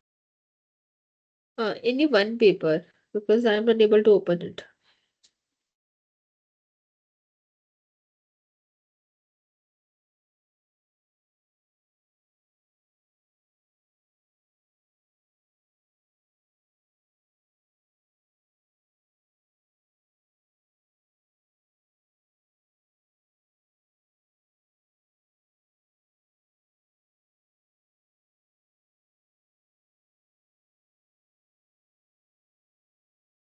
There are two papers. They both are same.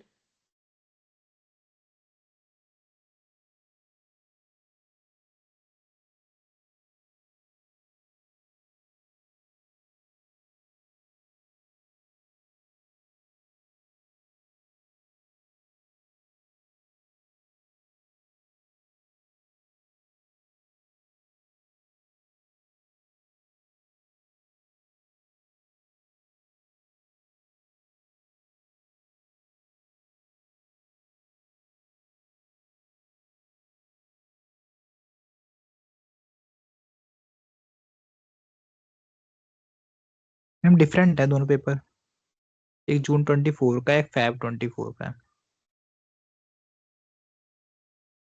Let me see.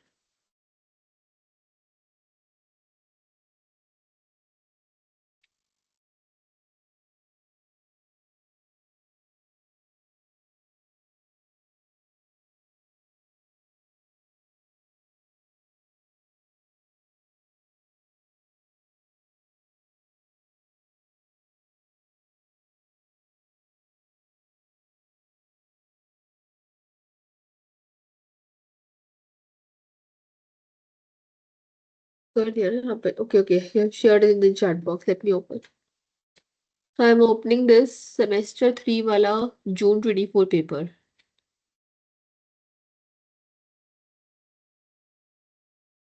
तो ये HRD strategies का है ना पेपर, परफॉर्मेंस का कहाँ है? This is HRD strategies.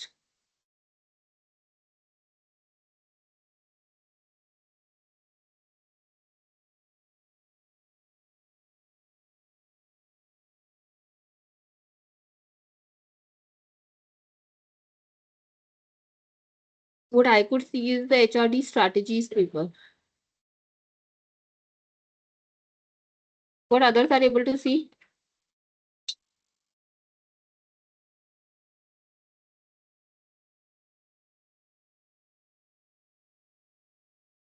Yes, ma'am. HRD strategy. HRD strategies का है ना पेपर. We need performance वाला.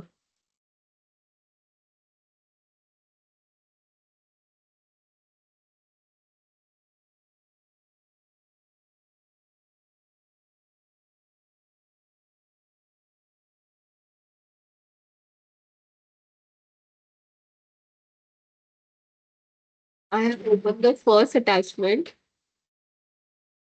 Ma'am, I have one paper I'm sharing.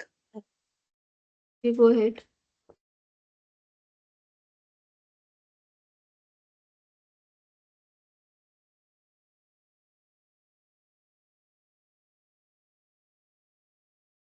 Ma'am कर दिया शेयर दोबारा चैट में। Okay.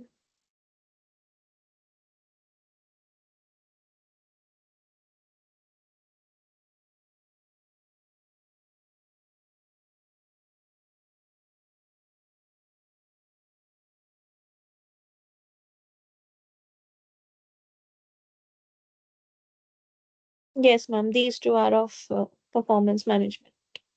I'm unable to open the second one. It's showing an error to me.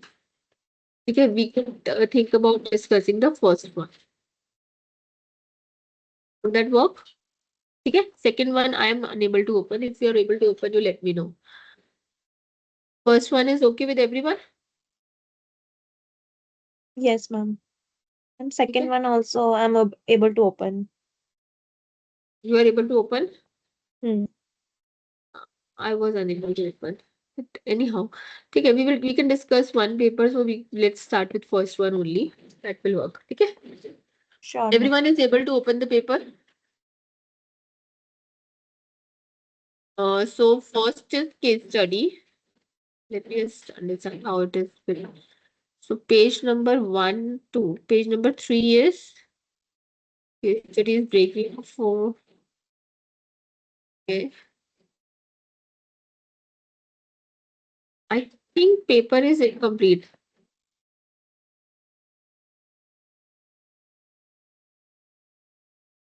Okay. I tell you, look into नहीं the ma'am वो number. pages हाँ हाँ, pages आगे pages थोड़े पीछे से हैं, but shuffled है, complete है। पेजेस shuffled है. So you just, I think we have to read the, on the top it is written page number 2, page number 3, we have to go in that order. ठीक है. Yes First ma'am. let me discuss the part B, क्योंकि वो फटाफट हो जाएगा. I will give you an overview, then you could read the case study and we could discuss case study. Will that work? Yes ma'am. Yes. ठीक है. Part B में it's saying how does the graphical rating system function in evaluating the employee performance. So you have to simply explain the graphical rating system. You need to talk about its advantages and limitation, and you need to compare it with any one form of performance appraisal method. किसी भी एक या दो appraisal methods से compare कर लो. Try to pick 360 degree or bars. The reason is because graphical 360 bars and balance scorecards ये mandatory होगा, आपके सिलेबस का पार्ट है. बाकी जितने भी अप्रेजल मेथड्स हैं, they are secondary. You could not get the direct question on either of the method. You will always get an indirect question saying explain few performance appraisal method. Is this part clear? So अगर आपने force rating method या force choice method study किया है, आपको knowledge है, so you could use that method also to compare. If you haven't studied about them, then you could simply compare it with 360-degree feedback, or you could compare it with bars. You want more detail or this part is clear? Should I move to the next question? Question number 3. Yes ma'am, we can move to next question. In what ways does the 360-degree system differs from the traditional performance appraisal method? Qualitative and quantitative thing you need to explain. That means 360-degree का advantage है कि it helps you in understanding how others are perceiving about the employee. है कि actual job को evaluate करने में help नहीं करता. So you need to throw light on that. That traditional performance methods होते हैं, आपके ग्राफिकल रेटिंग सिस्टम्स हो गए, सिंपल रेटिंग स्केल्स हो गए, उनमें आप ये चीजें कर सकते हो which is not possible in 360-degree feedback. एक डिफरेंस ये भी है कि जो भी आपके ट्रेडिशनल परफॉर्मेंस अप्रेजल मेथड है, they are past oriented. 360-degree system जो है वो फ्यूचर ओरिएंटेड मेथड है. So it is not only focusing on the past performance, it's also talking about how an employee could perform in future. But traditional performance appraisal methods जो है वो आपके सारे past oriented, they are only talking about past performance. So that is one point of difference you could mention in addition to other points. How does it enhance the comprehensive evaluation of the employee performance? So you need to talk about what is this method about and its advantages. Right? So it gives a holistic picture to an employee that how he is perceived in an organization, how different stakeholders is thinking about him. Fourth question is, how can an organization integrate performance planning process with the broader organization goal and strategies to enhance the overall performance management effectiveness? So you need to talk about the performance planning process. What is performance planning process? Yes? Anyone? Performance planning process क्या होता है? You establish organizational and individual goals, develop plan, determine resources and support, create timely, provide feedback. Are you related? आप SLM को go through कर लेना, इसमें भी होगा आपको. नीति मैम ने एक क्लास दी थी, उसमें भी परफॉर्मेंस प्लानिंग प्रोसेस अवेलेबल है. Let me just show. Give me a minute.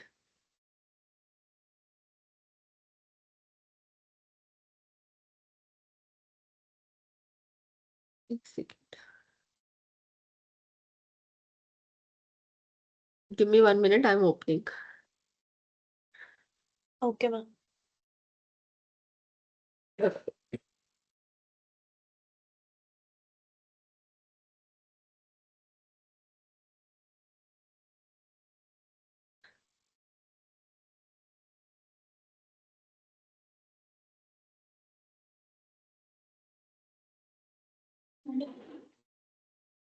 Continuation ही पढ़ा दी.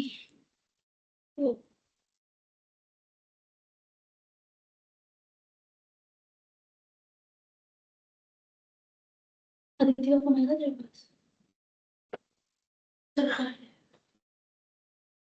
just opening the slides.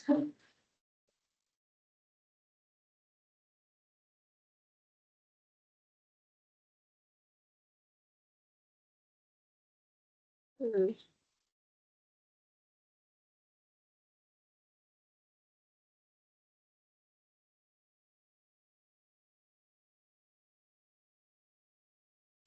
Metrics competency.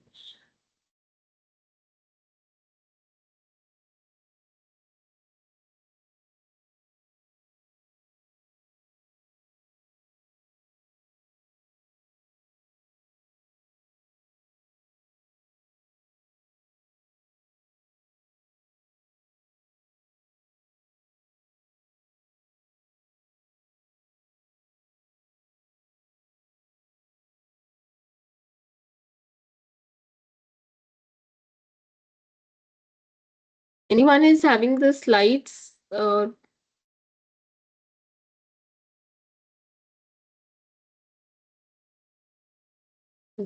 which slides?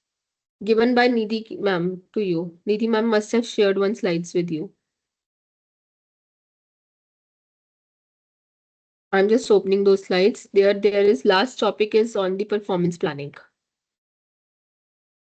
Let me also And check. I have covered it in.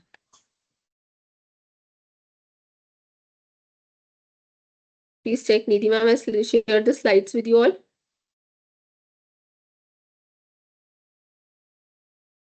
Ma'am where नहीं ma'am कहीं नहीं मिल रहा हमें तो Yeah, ma'am ने. 1 minute.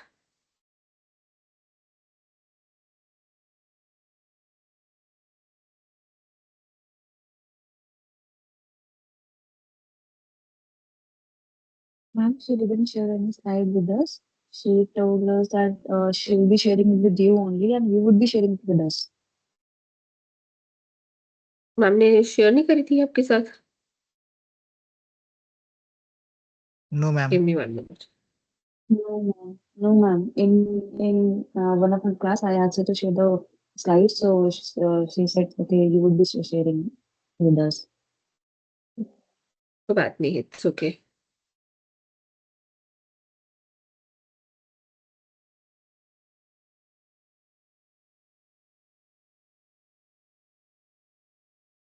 I have opened it. Give me 1 minute. I had a word with her. She said she has shared the slides. कोई बात नहीं. I will add in mine and I will share the slide. ठीक है? इसमें.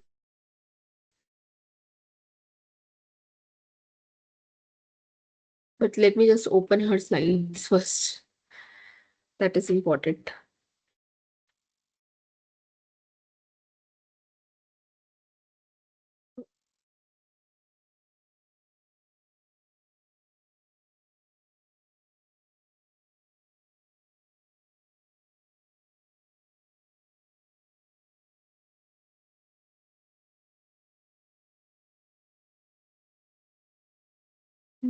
Could you see the slides?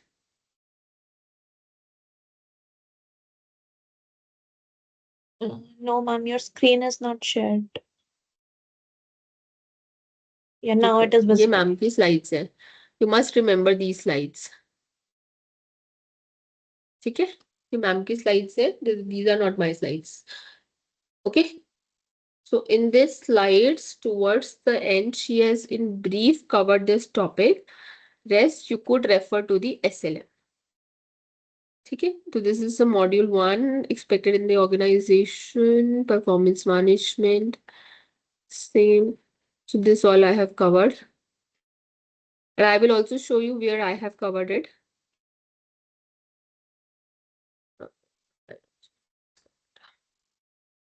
I will share these slides also with you. But focus on one slide. ऐसा मत करना सब confuse कर लो. You add too many things.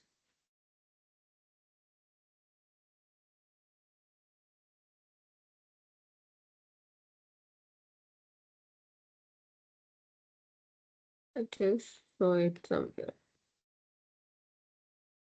Goal setting. Yes, this is there's her slide. And in my slide where I have got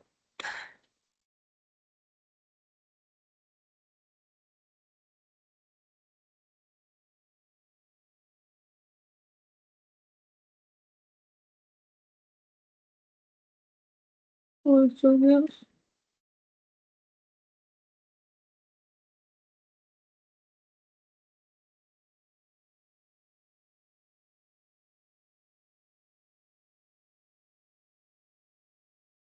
Feeling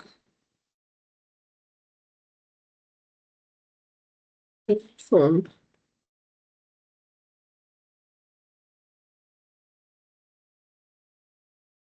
Okay. Now could you see? See, in her slide, she has covered up the topic of performance planning, right? And in my slide, where I have shown you indirectly here. Why I'm taking time and opening the slides so that you could relate where you will get the topic. When I was telling you what you need to consider when you're designing the appraisal form. So what is performance planning? Performance planning basically means you are completely planning how you will be measuring the performance. So very first step is to need to start with the clear organization, vision and strategy. So your vision, mission, strategy should be very much clear. So if the strategy is to focus on customer satisfaction, for example, so your KPI should reflect the same. Key performance indicators should reflect the same.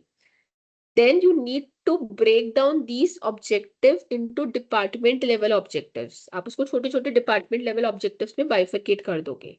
So each unit, whatever unit or team that you have identified, it must support, those KPIs must be covered so that the bigger objectives could be achieved. Then you need to set those smart individual performance goals. So if I'm an employee of an organization, my objectives and goals should be smart. They should be specific, they should be measurable, achievable, relevant, and time bound. So if you're giving me that I need to resolve the customer query, so you need to give me something that is realistic. Then you need to define the competencies and behavioral expectations. So whatever design you are keeping, it should be user friendly design should be there, and it should clearly define the behavioral expectation and competencies. So when you say teamwork, what is teamwork for you? How you are going to define it, right? And then regular communication and dialogue is important. It is important to align the metrics with the key strategy indicators, right? So all these things will be written in this answer. Is this part clear? Yes or no? Yes, ma'am. तो performance planning का जो आपके steps है उसको ही आप mention करोगे and you will start with the strategy. मैंने different slides में कवर किया है that you start with vision, you start with mission, then you talk about strategies and objective, then you connect those strategies and objectives with the KPIs, and then you bring out the performance appraisal form, which is very much clear, smart and user friendly, having all kind of legal compliances, and then you link the rewards with recognition. अगर आप मुझे reward दे रहे हो तो आप मुझे इस KPI के लिए reward दे रहे हो, it should be very much clear, right? And continuously you give the feedback. So आपको complete process cover करना है इस question में. Now it is clear? It is clear कि थोड़ा confusing हो गया? Be honest. मिक्स अप हो गया सब कुछ. सब कुछ मिक्सअप इसलिए हो गया because again I am saying 12.5 marks के क्वेश्चन में सब कुछ बताना आएगा. It is a 12.5 marks question जो परफॉर्मेंस प्लानिंग के कंप्लीट प्रोसेस को आपकी ऑर्गेनाइजेशन स्ट्रैटेजी के साथ इंटीग्रेट करने को कह रहा है. This is a question. एक ऑर्गेनाइजेशन अपने परफॉर्मेंस, सिंपल समझ लो, एक ऑर्गेनाइजेशन अपने परफॉर्मेंस मैनेजमेंट सिस्टम को अपनी स्ट्रैटेजी के साथ कैसे इंटीग्रेट कर सकती है परफॉर्मेंस में इफेक्टिवनेस लाने के लिए. This is the question in simple words. ठीक है. अब परफॉर्मेंस प्लानिंग का जो प्रोसेस है आपका, उस प्रोसेस को आपको ऑर्गेनाइजेशन से कनेक्ट करना, ऑर्गेनाइजेशन की स्ट्रैटेजी से कनेक्ट करना है. Second Give me 1 minute. Let me see if I have this topic.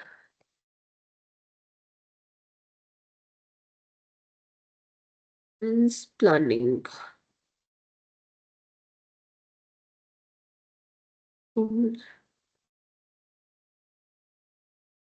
देखो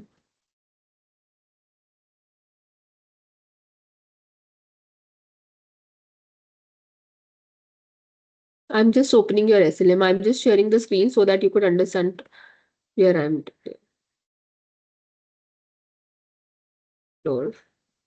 परफॉर्मेंस प्लानिंग है, ये आपका पोटेंशियल प्लानिंग। टॉपिक आपको सिलेबस के सारे कवर करने हैं, इसमें कोई सेकंड ओपिनियन नहीं है।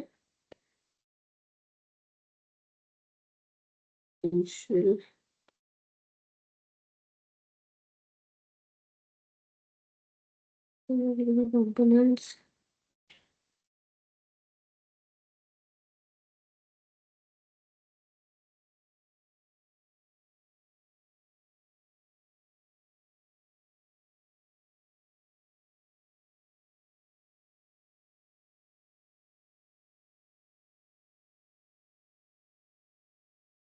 now could you see my screen? Yes, ma'am. Yes, ma'am. Okay. अब इसके अंदर परफॉर्मेंस प्लानिंग के स्टेप्स गिवन है। जब आप डिफरेंट एसएलएम्स को, डिफरेंट बुक्स को, डिफरेंट मटेरियल को आप एक्सप्लोर करोगे, it could change a little bit, that is okay, कोई इश्यू नहीं है उसमें। परफॉर्मेंस प्लानिंग का सिंपल मीनिंग क्या है? whatever way the organization has decided that they are going to measure the performance, उसके पूरे प्रोसेस को